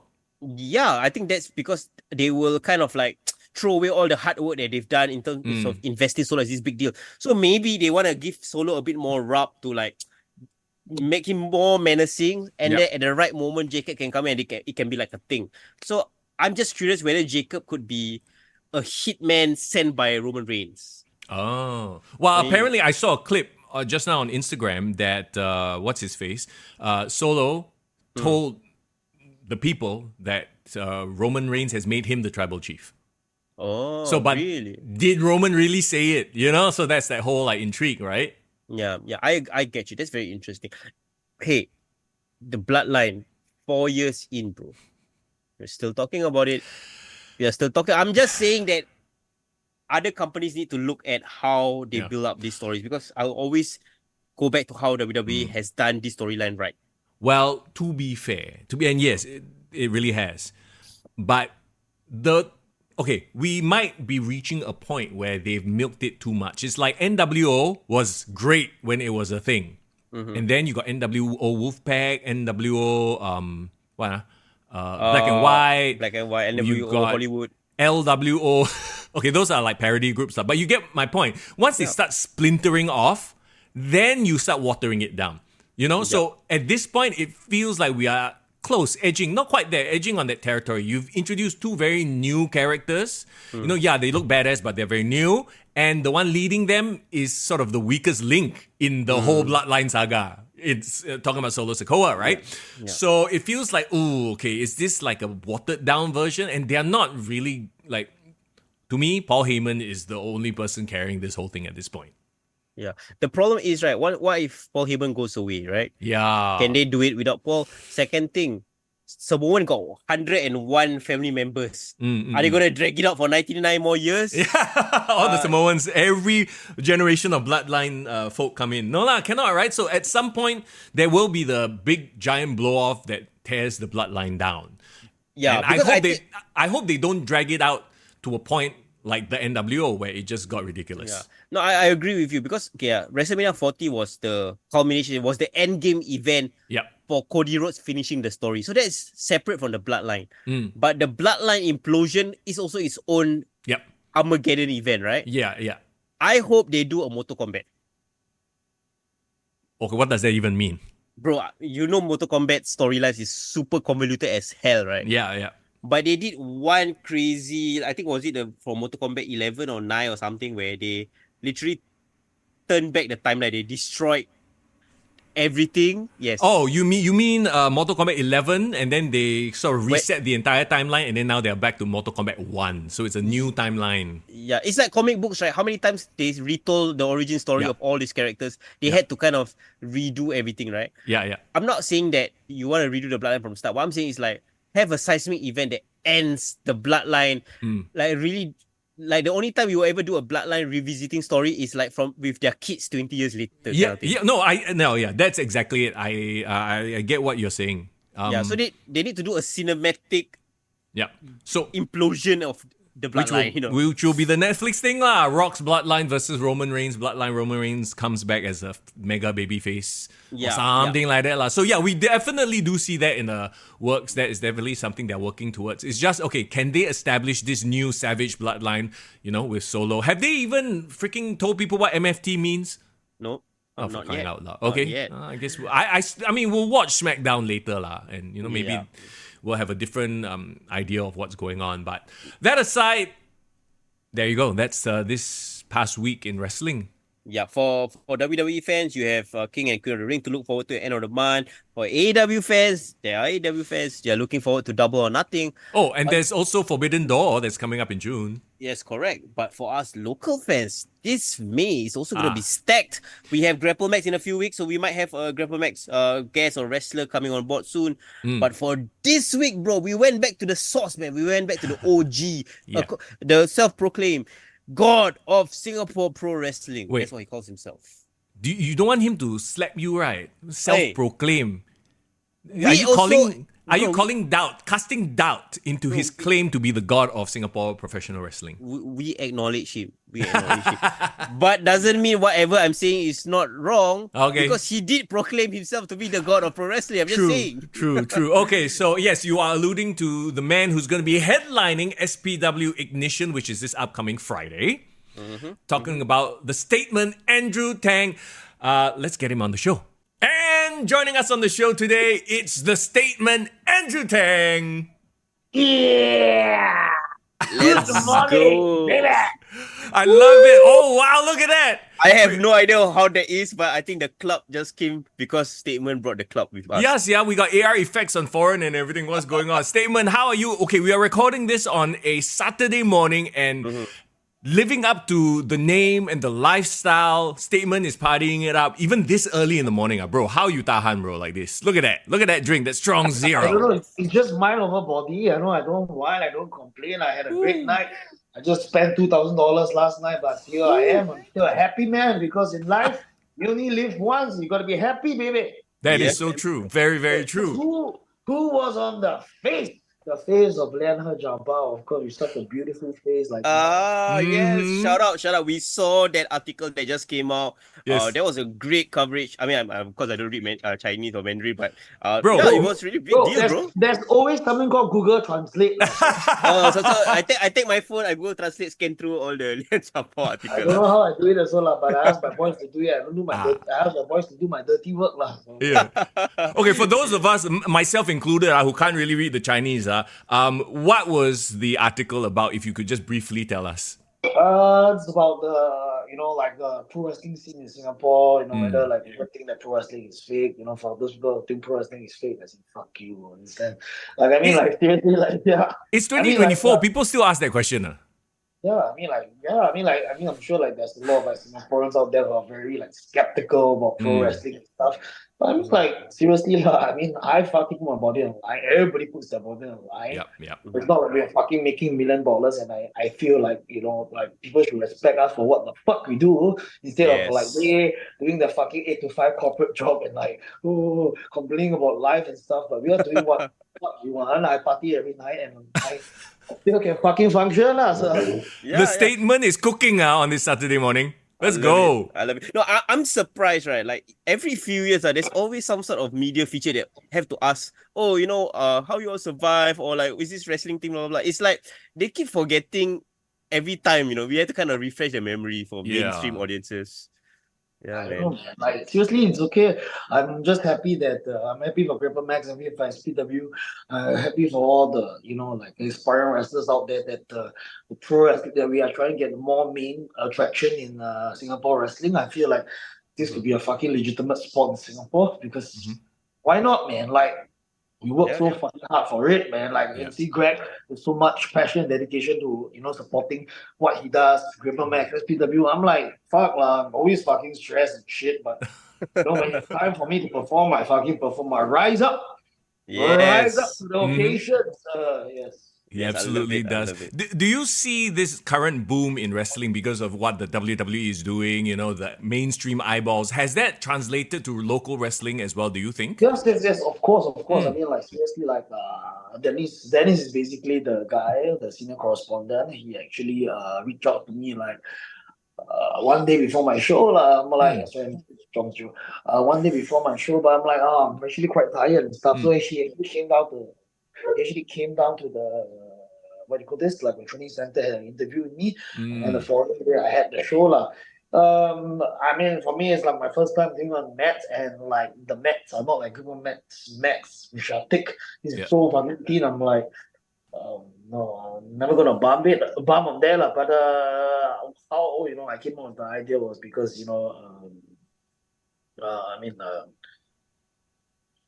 dating a girl from the club, so okay. So impress the girl, obviously. I see. Just to set the context, so you're talking about like Dennis. He's the contact to get you to do the SPW No. He's the senior correspondent for Lianhe Jiabao. Gotcha. So he got in touch with you. Okay, gotcha. So I know the boss of Ion.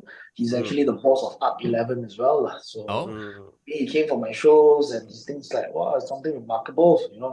I'm like, okay, let's just do the show for fun. For me, I don't like boring or normal. I like the glitz, the glamour, the lights, the smoke machine and stuff like that. Nice. Whoa, anytime I can do to just promote the sport of pro wrestling, even when I'm drunk, the sport of pro wrestling, because I'm a pro wrestler and this is what I do in my fucking heart. Yeah. I just realized you're wearing a Razor Ramon Scott Hall shirt. Is it? That guy. I gotta like, in case for all the female listeners who are watching me at home, I gotta wear a shirt. I'm not be topless. There you go. Ratings just went up. Hey, bro, our ratings just went up because of that, bro. Thank you very much. Appreciate it. What to do. Yeah, I mean, it's very interesting because you mentioned, right, like there is coverage, right, from wrestling from like mainstream, and it's not always common. And I do believe even on our side on the podcast, since WWE and WrestleMania went down, a lot of people who have never watched wrestling or lapsed fans. The fact is, right? The fact is, I have a lot of like funny people, like these weird people. They watch WrestleMania in the middle of 2 a.m. They suddenly message me. They don't know the value of time and like my fucking like personal space, like, hey, I want to be a pro wrestler. I say, oh, sure, no problem. You come down for the trial class. Lah. Oh, sorry, can't make it this time. I'm like, oh, you come down. Then at 8 o'clock, oh, sorry, I can't make it. I'm like, please, if you have the heart, you come down, you shut the fuck up, and just come. You give the try first. You don't go and say, like, I want to be a pro wrestler, I want to be a pro wrestler, then you don't fucking show up. I'm like, I'm not going to chase you. You want to come again? Like, if you have the heart, you have the heart. If not, does that happen a lot? Like people just get hyped up? Really? Like for me, I really can't be bothered. Because my training style is very tough. You know, I'm not going to be like sugarcoating you and everything. But like, if you want to come, you come. I don't need to say much about myself. You come for my training, you think it's a good workout, you think that you can be good, join. If it's not for you, thank you, bye bye. You know, I have this very, very weird otaku lah. You know, I think Triple Max also encountered that. So apparently he came. We did the first time in my life. I did like this promotion, like the 11 classes for 55 or I don't know, it's more money for me. So apparently, like the guy didn't come, and then he was telling me like, I finished work at 8 o'clock. Can you book a Grab for me? He expected me to book a Grab for him from his workplace to my training center. What? And then I was at my friend's dad's funeral. So can you imagine how the fuck I feel already? Right? So what? And then I asked him, right, what do I owe you? Then he said, you owe me 3 more sessions. I said, you can take the money and shut the fuck up and get the fuck out of my face. What the Wait, so I don't understand. Why couldn't he book his own Grab? Like, what's wrong? He has no money lah. He got no money, but he got money to train. Okay, I don't understand that. So, is he a fully grown man? He's a boy. I don't know lah. I probably think he's an idiot lah. So shut the fuck up lah. Oh my goodness. Okay, but, yeah. You don't talk to me like this. You know, you don't feel fucking entitled. Yeah. So weird. No, I find it very interesting because you're talking from also the perspective of like a wrestling coach. You know, somebody who is open to people coming to learn, right? Precisely. The fact is like. If you have this kind of mindset, even before you train, you don't look like Brock Lesnar, you don't think like you have a fucking full-time contract, you can't even talk for shit, you can't draw a dime, you shut the fuck up. Yeah. You know? And I think that's the thing that we also wrestle when we do this podcast, right? It's like we always ask people what would make you go from watching the show, being a fan, to stepping in the ring, because not a lot of people have the balls to do it, you know, or have the guts to do it, right? Yeah. I don't know, but I mean, the first step is there. But you know, you don't like fucking like, please lah. It's 2 a.m., 3 a.m. I'm sleeping. Right. I'm enjoying my night. I'm enjoying my hand, or you know, I'm enjoying partying, and then you don't. I'm not drinking. I'm very angsty and having fun, and you're spoiling my night. Yeah. I don't spoil your night too, right? I don't be like, hey, you want to buy tickets at 3 a.m.? No. What the fuck? Talking to the Singapore's top wrestler, man. That's a disrespect. I feel... I want to retire. Jaded. Is it? I feel like you've been burned one too many times, but it's cool, man. You can let it all out. Yeah. But it's all good. Or maybe take it out on your opponent, and win that title back. Please, it's a joke, I mean, what do you even think that he has a chance against me? I mean, like, I'm fired up. Awesome. But, okay. We'll talk about him later on. I mean, don't waste my time. Let's talk about Clash at the Club. More fun stuff for sure. Okay, so let's talk about SPW Clash at the Club. This happened just this past month, and when we saw the news, when we saw that you guys were gonna do a show, essentially at a Samtiu, is that how you pronounce it, Mr. Young? Oh my god. Taking me back to my army days. Okay, sorry. My girlfriend not here. TMI, bro. Kind of songs. Oh dear God. Yeah, okay. Tell us how did the entire concept, the idea came to fruition? Like I say, I just want to try to get bigger outreach, and obviously I like to impress the ladies, and I want to impress my girlfriend. I just started to talk to the boss, and just I say, hey, why don't we do a wrestling show in the club? We do it before the Siam Dew opens.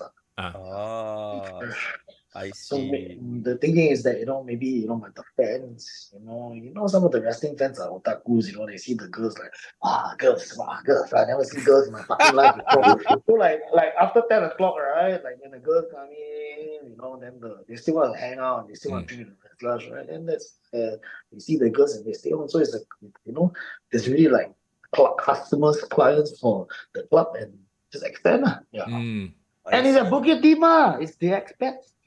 Oh yeah, that's right. Yeah. So it's a win-win for the club because they get all these extra patrons who will stay after the show to drink, and then for you guys, it's also a very fun way to kind of experiment with a new concept. And the thing is, why I want to do in Siam is because it's fucking M18. My kind of shit. I don't want to see the kids turn up. Statement, shut the fuck up, get the fuck away. Like, I want to see my ladies, I want to drink my Martel, I want to drink my whiskey, and I still get function. So, yeah. I see. Awesome. Right. Okay, so the logistics of it, like so the wrestling matches is kind of like being done in the middle of like the dance floor. No. Yeah, middle of the dance floor. Why? Because the stage is too low, suplexes and stuff. No, but I mean, I did a fucking dive off the stage. I really don't give a fuck. Wow. I saw a video of that. Yeah, that's crazy, man. I can actually send you guys the full matches and stuff. Yes, please do. Yes, we would love to check it out. Oh my goodness. And I saw a bit of hardcore action, like you say, it's a bit of M18. So there was what kind of hardcore action is that too? Wrestling hardcore action, bro. Wrestling hardcore action. I saw a few foreign objects, no pun intended, being used in some of your matches, and especially your tag team match that you had. Tell us about that tag team match because you linked up, of course, with Alexis Lee in. Of course, like me and her, we are like. The OGs of Singapore wrestling against one big Jack who's like some fat fuck and like a cheeseburger kid who's like like Identity Crisis, the rip-off version of like Ramly Burger or some shit. And then like they come in, they want to be the top people, and then like of course you have to beat the OGs lah. So it's like putting them in the place lah. And of course we did a good match. Cheeseburger has hard, high flying stuff, But then again. No flips, just fists. And just with the Martel, uppercut, 1, 2, 3, that's it. Because the Martel burns the eyes. Yeah, awesome. So I love the FTR reference as well. So to me, right, I think this is like for you like a side quest. You can play around, fuck around with this Jack and Cheese, get them out of the way. It's just an experiment. Just 2 weeks of marketing, no promo, one promo video. How many people did I drew? 120 people. Wow, okay. Nice. Okay. So based off this, do you think we'll see another clash at the club? Of course. I mean, I need to fund my lifestyle, right? Yeah. I got a question. So, like, how do you assure the bar owner that while we're doing these matches, we will not destroy your venue? How do you do that? Trust. I just put my Rolex as a deposit lah. So yeah. Oh, there you go. Oh, right, there you go. Rolex wearing. Nice. From Bangkok. Okay. But still, it's still a deposit. Yeah. Absolutely. Okay. So that was I think the one thing I was wondering, like how do you assure even there's there's so many rehearsals, we do like proper talking and everything, so we make sure everything is safe lah. It's called being professional, bro. Of course, they're doing. Of course, like I also said lah, like any fucker tries to touch me, I told the bouncers I get the biggest, nastiest bouncer over there. Like just bring the guy out and really fuck him up, man. Seriously. Awesome. It's a Siam Teo, man. No rules. No rules, Nice. Don't fuck with me. Don't touch me, man. Don't touch me. I like the idea that in between all like your major shows, because you have shows like maybe once every 2 months or 3 months. This can be like a man's shows. Gotta eat, a man. Yes. If I spend $1,000 a night, I definitely need to make some money, right? I cannot do only this, right? Correct. Hey, you can if you want, but I mean, sorry, my value very high, lah. My value very high. Yeah. For sure. Wait, and that's also an opportunity for SPW fans to see more of you guys, more of the wrestlers. See more of the statement. Are you? You're not talking about OnlyFans anymore, are you? No, talking about wrestling matches. Wrestling, more wrestling events. I can't complain lah. At the end of end of Clash of the Club, I did like the fucking curtain call standing and then put flower. I got $1,000 lah. So what to do? Oh my god. I Let's see. go. Usually it's the guys paying the money to give flowers to the girl, but the people are paying money to put flowers on you, right? The girls pay money. Yes, it's the other way around. Not the fans, because the fans can't even buy a $40 t-shirt. So, ooh, ouch. Hey, hard truths to keep Singapore going, as they say. Absolutely. I'm spreading the gospel. Spreading the gospel. Okay. That's amazing. And we just want to raise the ego a bit. Statement have been in our top 5 rankings for our Singapore Wrestler Top 20 the last 2 months straight, based on your performances. What did I do? I basically just get drunk every day. I didn't even post much, but I just wrestle. The Stronghold story. I was Zero. so much pain. I was in so much pain because I fucking went to natural land, Nature land with my girlfriend, and like this old China auntie, like she fucked my back up, like not literally fucked my back, but I was like so pain, and then like I couldn't. I started gymming and Chris Vines and stuff. I was terrible pain, right? So I had in the course of 24 hours, I had maybe 8 to 9 tramadol, and I was drinking. So like, ouch, man! Like I was really tired in the match, but I still pushed on. Yeah. So yeah, it was not a good feeling because usually tramadol makes you very sleepy and stuff. Yeah. But I wanted to sleep because it's really painful. It's not for I really just need to make sure like the pain goes away. But I still did the match lah. So in the match you can actually see like Chris Vice is one of the toughest motherfuckers. Yes. Motherfucker. He did that press slam thing. Boom. Yes. I didn't land on my back. I landed on my thigh. I couldn't walk for 2 days.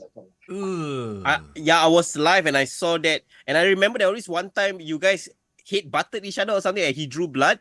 Was that okay for you? Because I know you talked to me after the show and you said it was nothing. I have a strong head below and on top as well lah. So yeah, apparently I have a strong head thank God lah. Okay. But thank God it didn't affect you in any way, because I was just worried that you kena concussion or something, Hey. I dislocated my shoulder, I tore my chest, I pulled my groin, I almost get a concussion. I have tingling sensation up my hands. Here I am still. I can't even walk straight. Look at how my flexible mobility of my neck. Why?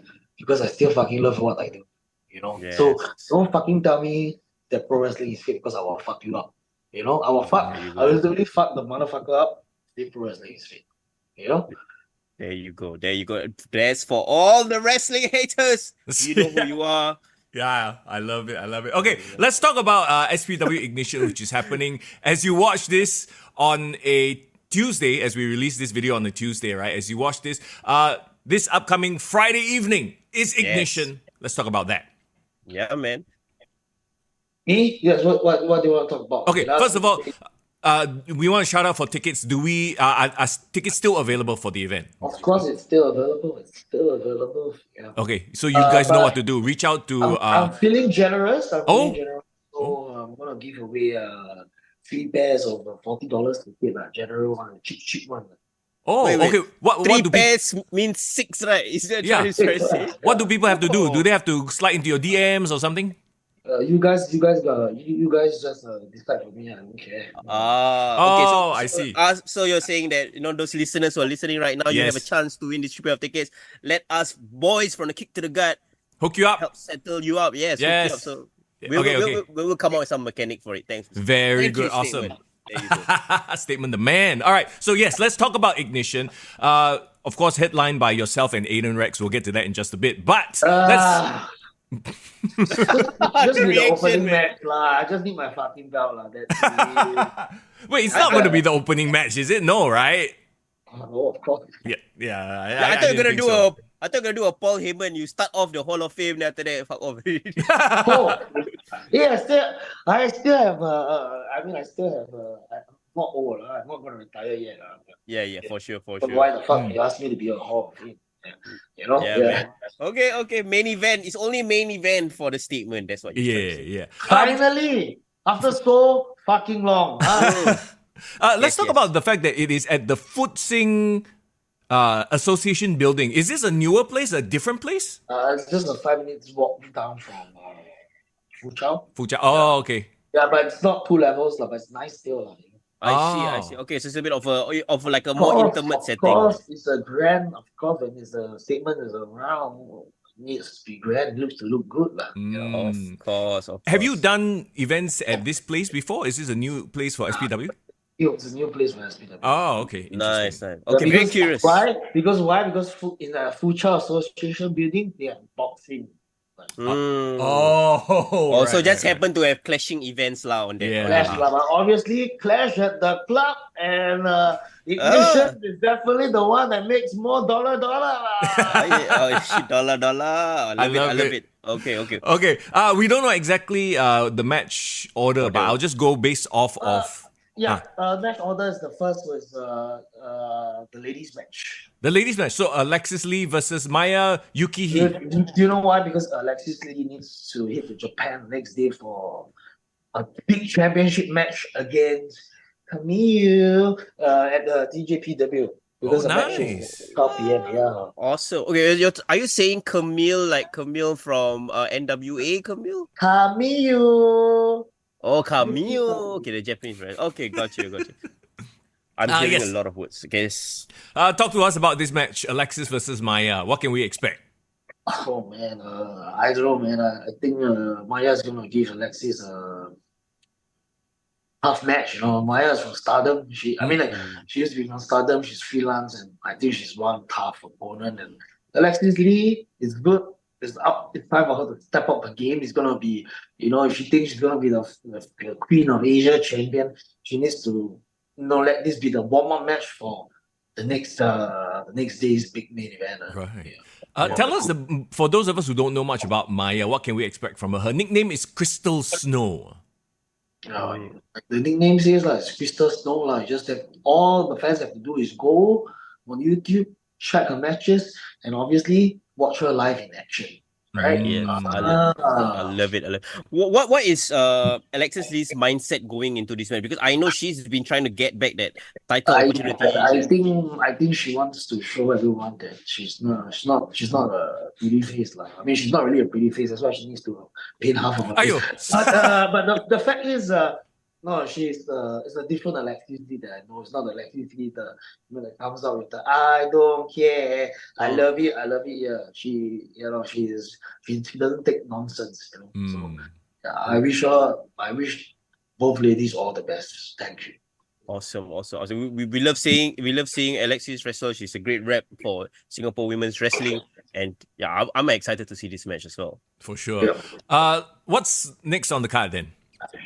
I think it's the tag team match. Can you run through the matches? Sima and Kaz versus Horace. No, that is later on. Later on. There's another one. Is it Black Arrow and a mystery tag team partner versus Blade and CKV? That is after intermission. Yeah. Okay.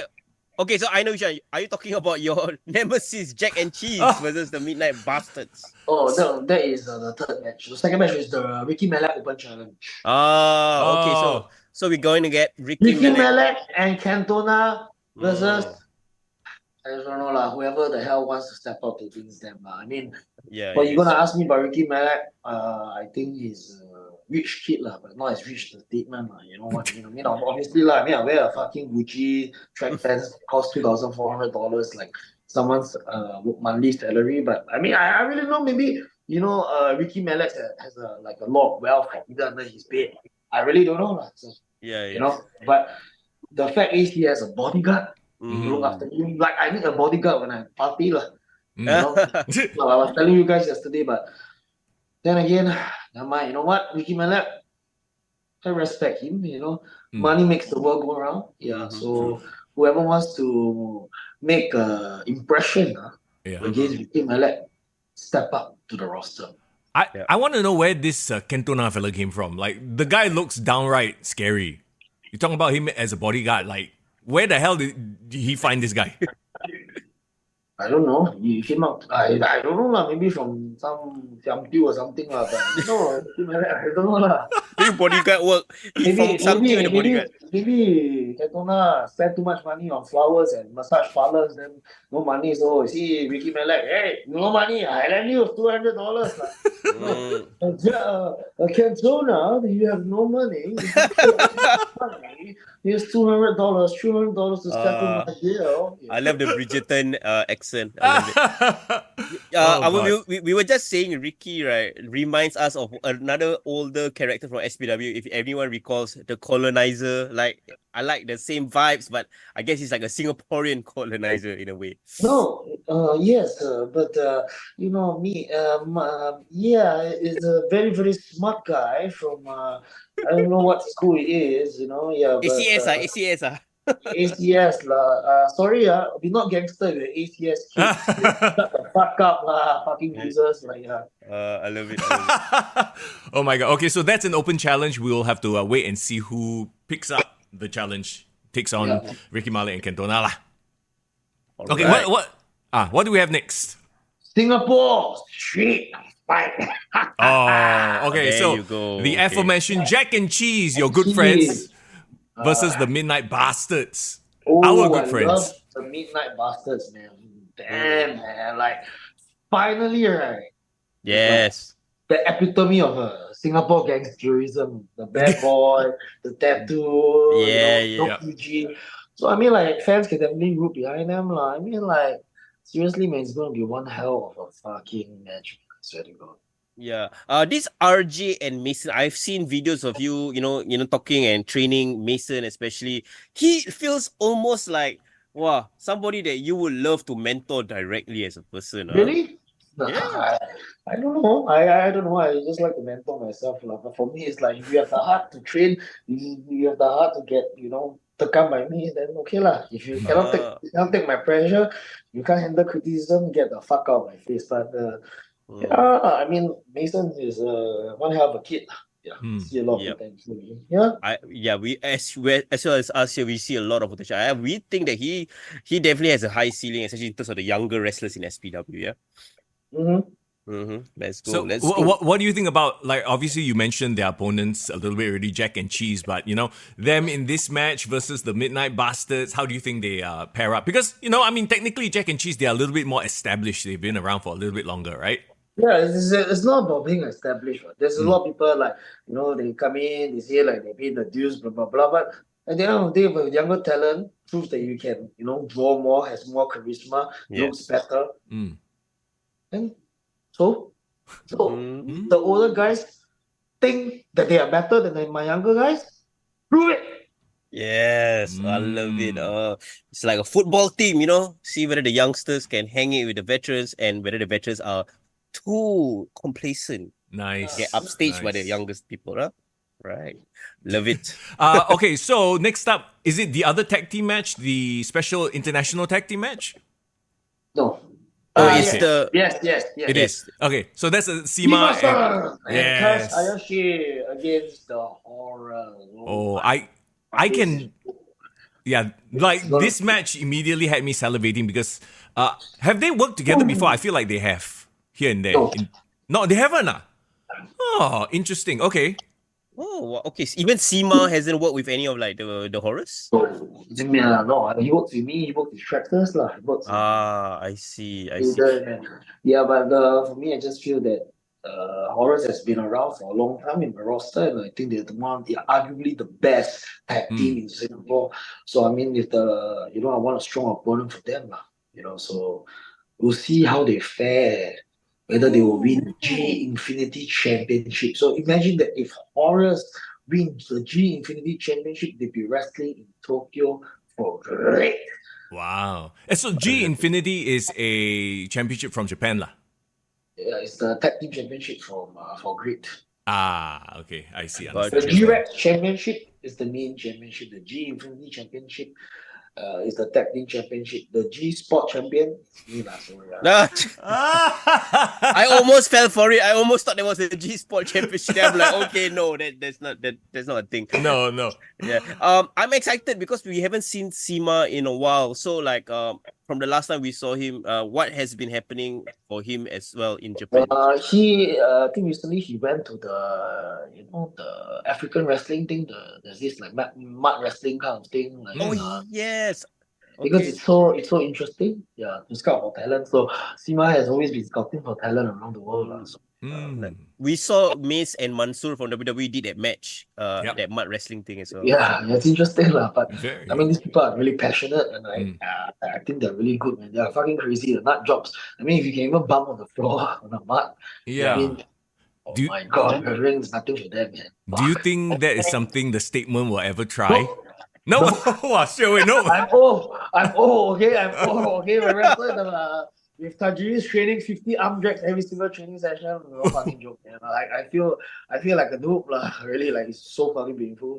Yeah, I agree. No, I love that there's wrestling passion everywhere around the world. Doesn't matter the culture, but you see there's passion. Like, we just talked about Backlash France a week back, how the French crowd was crazy, and now there's literally all kinds of pockets of fans all over the world. Is that something that you would be interested in, Statement, to wrestle in a country that you've never thought that there would be a wrestling there? You know where I want to wrestle? I wrestle in Antarctica. Oh, dare you! In the open air, in the cold. I like it cold. Against the crystal snow, maybe? I don't know. I don't know about that. Maybe. Okay. Anyway, talk to us. The thing is, I will punch a man, but I will slap a woman. So there you go. Okay. Let's talk about this Korean high flyer fellow who's making his debut in SPW. Yes, JD Lee. JD Lee wrestles for great. JD Lee is a phenomenal athlete. So I saw him. I watch his work. Like, for those of you who aren't familiar with his stuff, just watch him, and he's amazing, man. Right. And he just wants to experience SPW. So So JD, why not? Yeah, man. JD Lee has a match, but we don't know who his opponent is. So far, surprise! Take the surprise! Oh. Okay. Why do I need to review out everything? That's true. That's true. That's why you have to get the tickets, right? And that's come right. and watch the show. Yeah, how you gonna fund my lifestyle? Again, I'm gonna relax.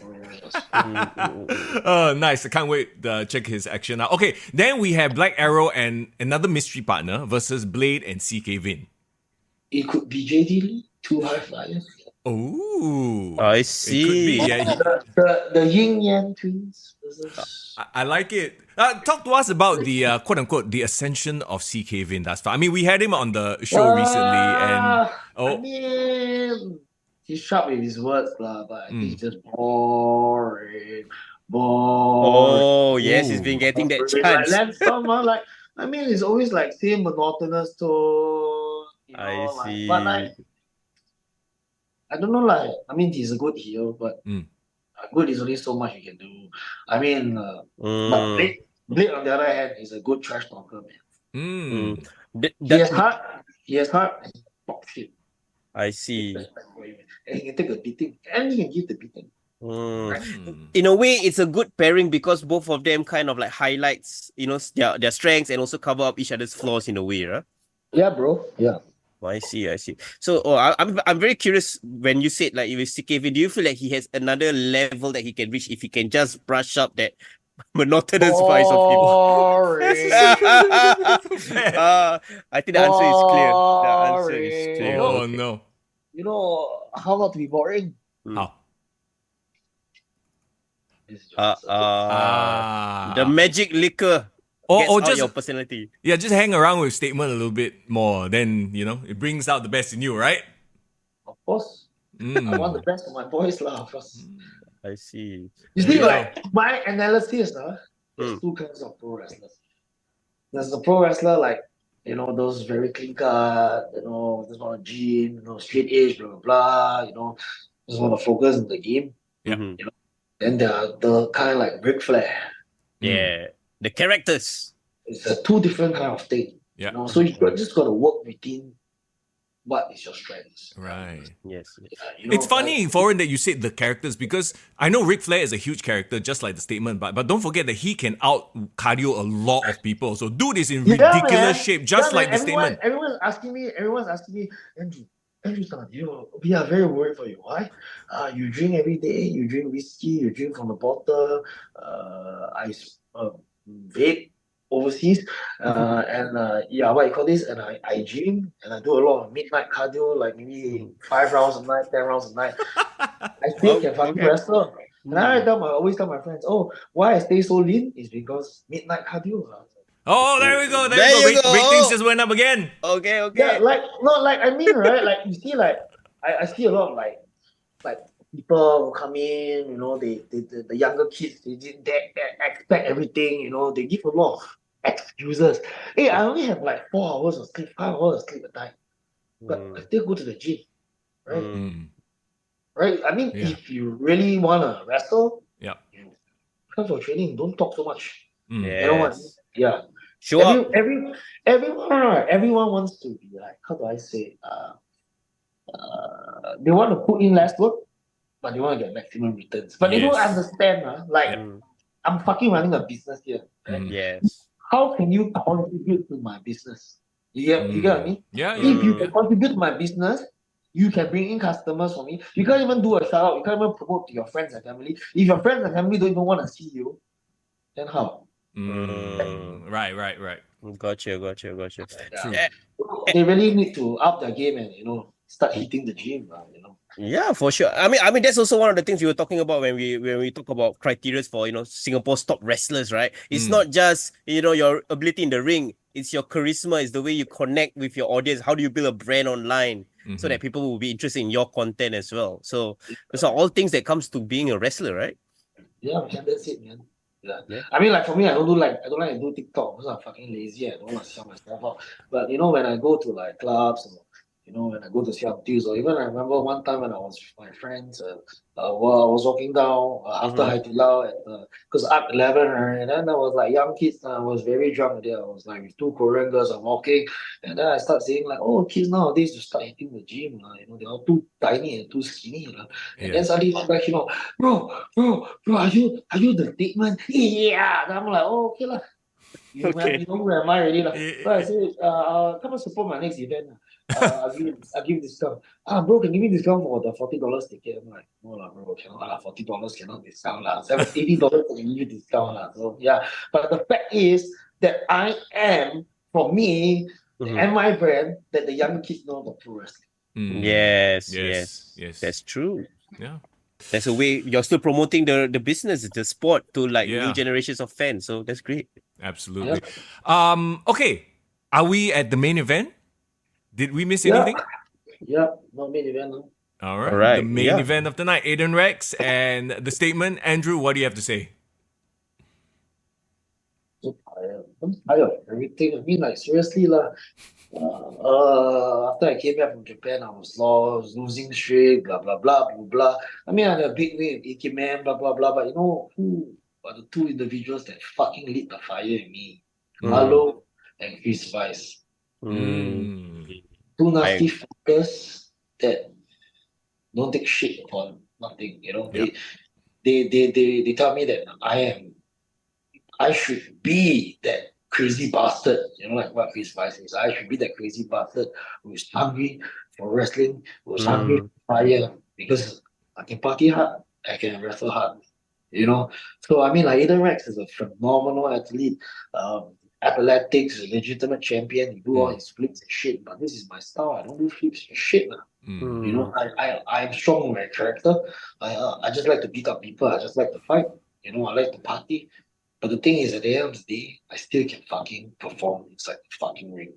And nobody dare to tell me that I don't pull off at least 4-star matches.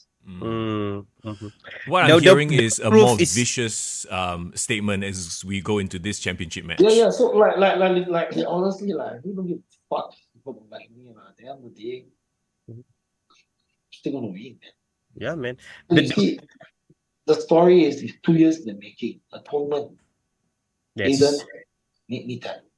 The 4-way match, Tajri, Masa, Aiden and me, he made me tap. So for the 3rd time, finally, he's not gonna make me tap. If he thinks that he's gonna break my arm, is wrong. Because I will fucking break his face.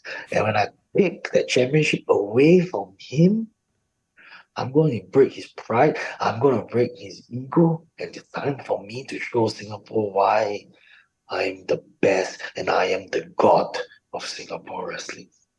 You see, in the 2023, either like me, PWI top 500 wrestlers. Yes. That's right. For me, I'm going to prove why we are two of the best in Singapore. Ooh, I got goosebumps from that, bro. I don't know about love you. it. I love it, man. Yes. The proof is in the pudding statement because you said you've never done anything below 4-star matches. Everything that we've graded so far for SW20 has been 4 stars and above, and you have been in our top 5 the last 2 months. So the proof is in the pudding, and we can't wait to see this match. Trust me. Friday, bring your girlfriend down. Okay. My match with Aiden is gonna be a fucking fight for my fucking life. I love it. Because I have spent too much. I have sacrificed too much for the wrestling business to get disrespected and be treated like a joke. I am the god of Singapore wrestling. And I need this championship to know where the fuck I am. I feel like this is the most fired up I've ever seen the statement. Yeah, man. He's coming back for that goal, man. Oh my God. He looks like he's about to kick heads off. Oh my God. If that doesn't sell you on the show, makes you want to get a ticket, I do not know why. You all can just go die also. What the hell, bro? What? The passion that comes through the screen, I'm feeling it, man. It's okay. They don't die first. They give you the money first. Yeah. Give money first. Give all the insurance money first. See, no matter what, our statement is a businessman. I'm always thinking about business first. You want to fuck off, can, but leave your money first. Money. Hey, I need to buy house. I don't have no BTO. I'm dating a foreigner now. I cannot buy house, right? I still stay in my mom's basement now, so what to do? They are normal for Singaporeans. My dream is to buy a sports car next year. So is it? Do you have like a certain sports car in mind, or you don't want to reveal? A Porsche. A Porsche, nice. Okay. But the thing is, I shouldn't drive a sports car because I'm a speed. So yeah. Yeah, that's true. If you're coming back drunk, then maybe you get a driver lah. Maybe get Uber. I mean, a Grab. Maybe Cantona can do that. I want a two-seater. So yeah.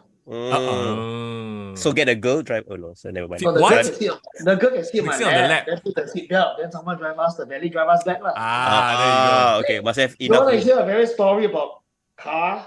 Oh yes. Please tell us. So I was asking Tajiri, my teacher was very drunk, so he was saying like, last time me and John Cena, we are car two buddies. So we drive the car and then ring rat open the window. Hi John, can I come in? John said, yes, please. Tajiri's son, can you drive? Tajiri's son drive. John Cena and the girl fucking in the backstage of the car. Tajiri look, John Cena has 3 legs. Oh God. Basically, John Cena is the bigger digger. Well, I mean, you didn't have to paint it so obviously, bro. Okay, this is fucking 3 legs. Okay, I just remember because I'm a Tori Wilson fan lah. So and I know our Tajiri have a lot of backstage stories. I know stories, but I can't say sorry. Excuse me. Tori Wilson's a sweetheart. Okay, nothing crazy happened. No, I never said anything, but I'm just saying that. Tajiri was asking. I asked Tajiri. Do you have you faced from WWE Championship before? Yeah. Against Stone Cold. Really? SmackDown. Yes. Stone Cold. Come locker room. Big drunk. I asked Stone Cold what to do. I beat the fuck out of you and Stone Cold started. So really? I watched the match. That's what happened. He called it right there in the locker room and out there in the ring. Yeah. Just like that. So Stone Cold wrestled drunk like that. That's cold, man. That's cold. I love it. Okay, cool. No, like for me, I feel everybody has their own shit, but for me, it's like if my boys wrestle drunk before the match, no fucking way. I'll fuck you up. Yeah. You know? Fair point. Fair point. Like I remember once referees holding back in the old days, he was like drinking whiskey, and then I didn't know I was drinking whiskey before his match, you know. Then I remember like I was like in the corner, I open my legs. The fucker threw over my legs. I laugh at him, like how the What fuck the you go to the fuck? top, like please be fucking professional, you know what? Really, I'm very particular. Like it's like if I party, I party. But when I work, you know. So Yeah. You don't show up at work drunk. I mean, You don't party at work. You party wherever you party, but you party hard. Yes. I love it. Yes. Yeah. I love it. Another cool thing, because you just one more thing about Tajiri, because we keep forgetting how many memorable, forgettable Attitude Era moments he's had. Yeah. Has he ever shared with you something that they were actually had plans for him in the Attitude Era but never went through? Like, was he supposed to win like the IC title, or like like some great? No, he didn't share. I see. He didn't share. But I'm sure he has a lot of stories about the Attitude Era that he would have shared with you, whether for sure. in silence or not, in private or not. Yeah. In confidence. Statement. So, okay, we just ran down the card for SPW Ignition. What's on the horizon as we look further on in the year for SPW? I'm looking forward for 2 more shows. Okay. One more corporate show.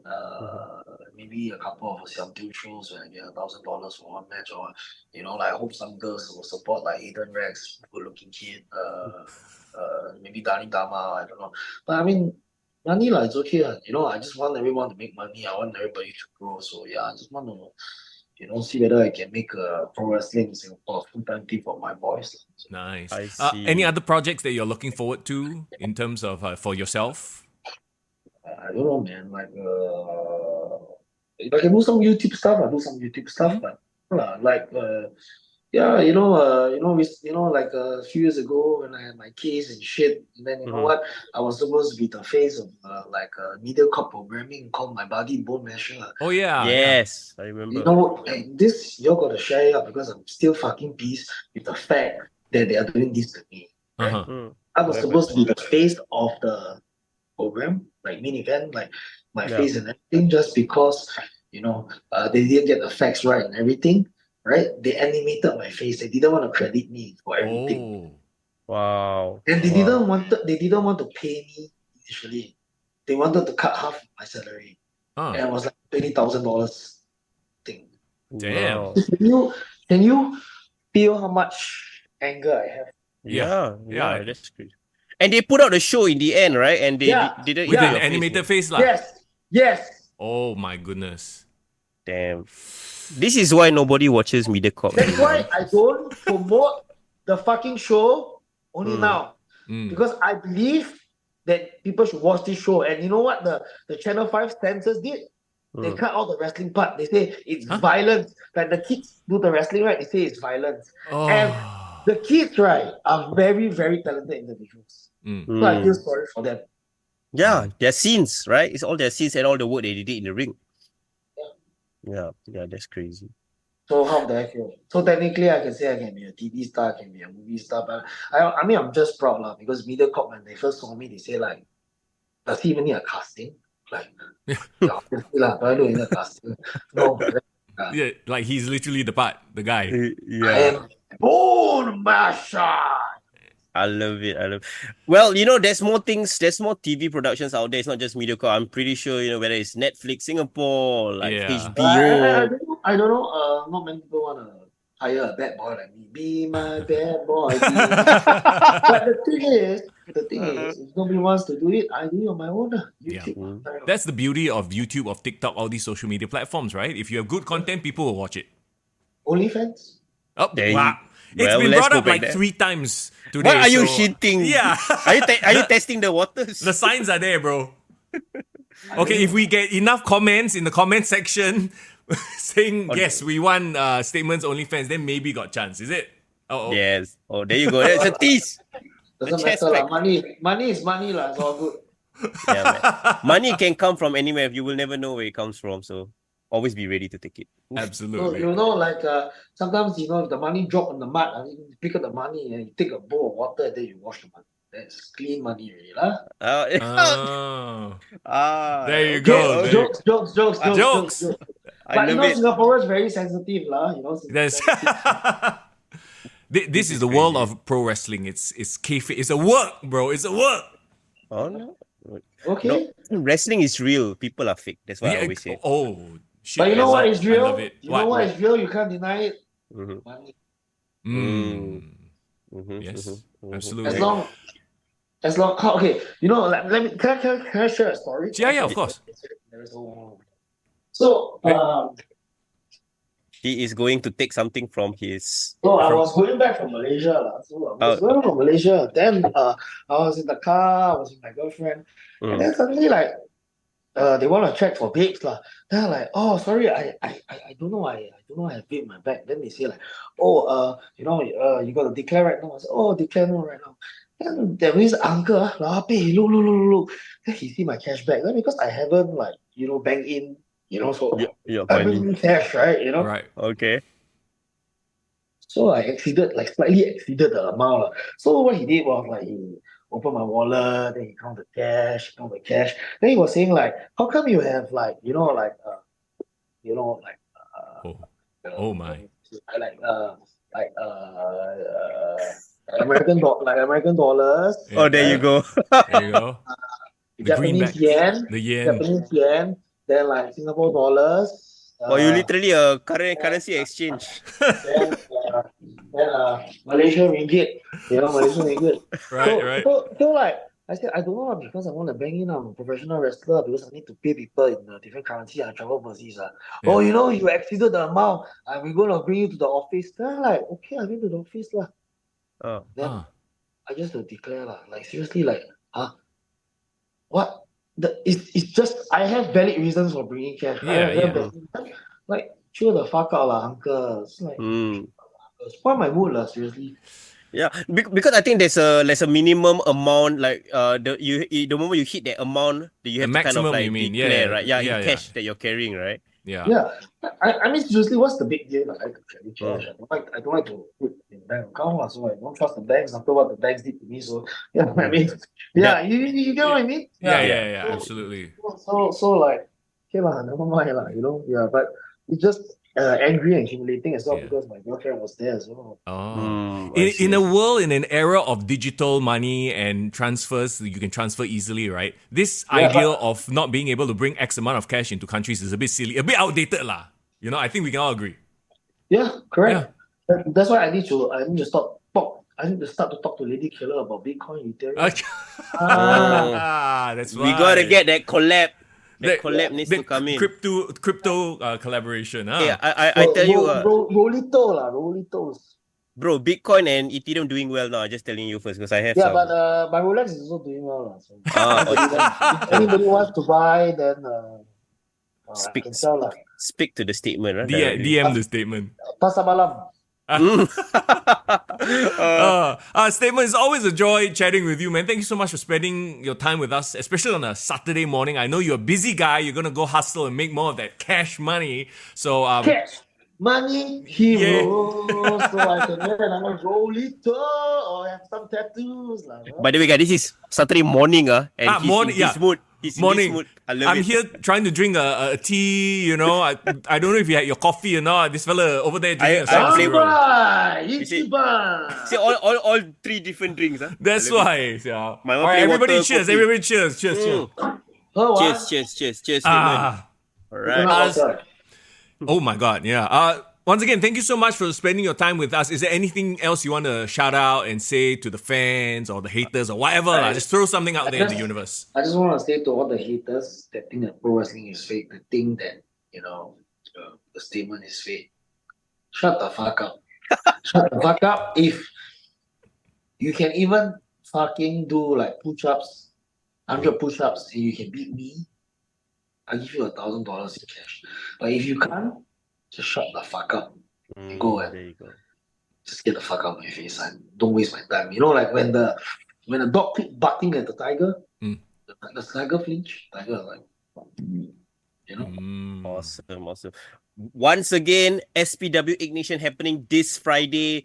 our Statement is kind enough to give us some tickets to give away. If you guys want to find out more, stay tuned on our socials, on our Discord. We'll let you guys know. I will definitely be there, Mr. Young. Statement, you told me to bring my girlfriend. You know what? I'm gonna bring my girlfriend just to see your match with Aiden Rex. So there you go. And just do us a very nice favor. I would love for you to beat up Aiden Rex in front of me and my girlfriend, and I will give you a high five right there and then. Poor Aiden, nobody giving him any love. What's going on? Okay. No, give me high five. Just show $10. I throw money. Throw money. Throw money. Oh, God. Oh, no, there you go. Ratings go up. Ratings go up. Oh, my God. I love it. Okay. Thank you All so right. much. Thank you. Thank you so much, guys. Bring them back.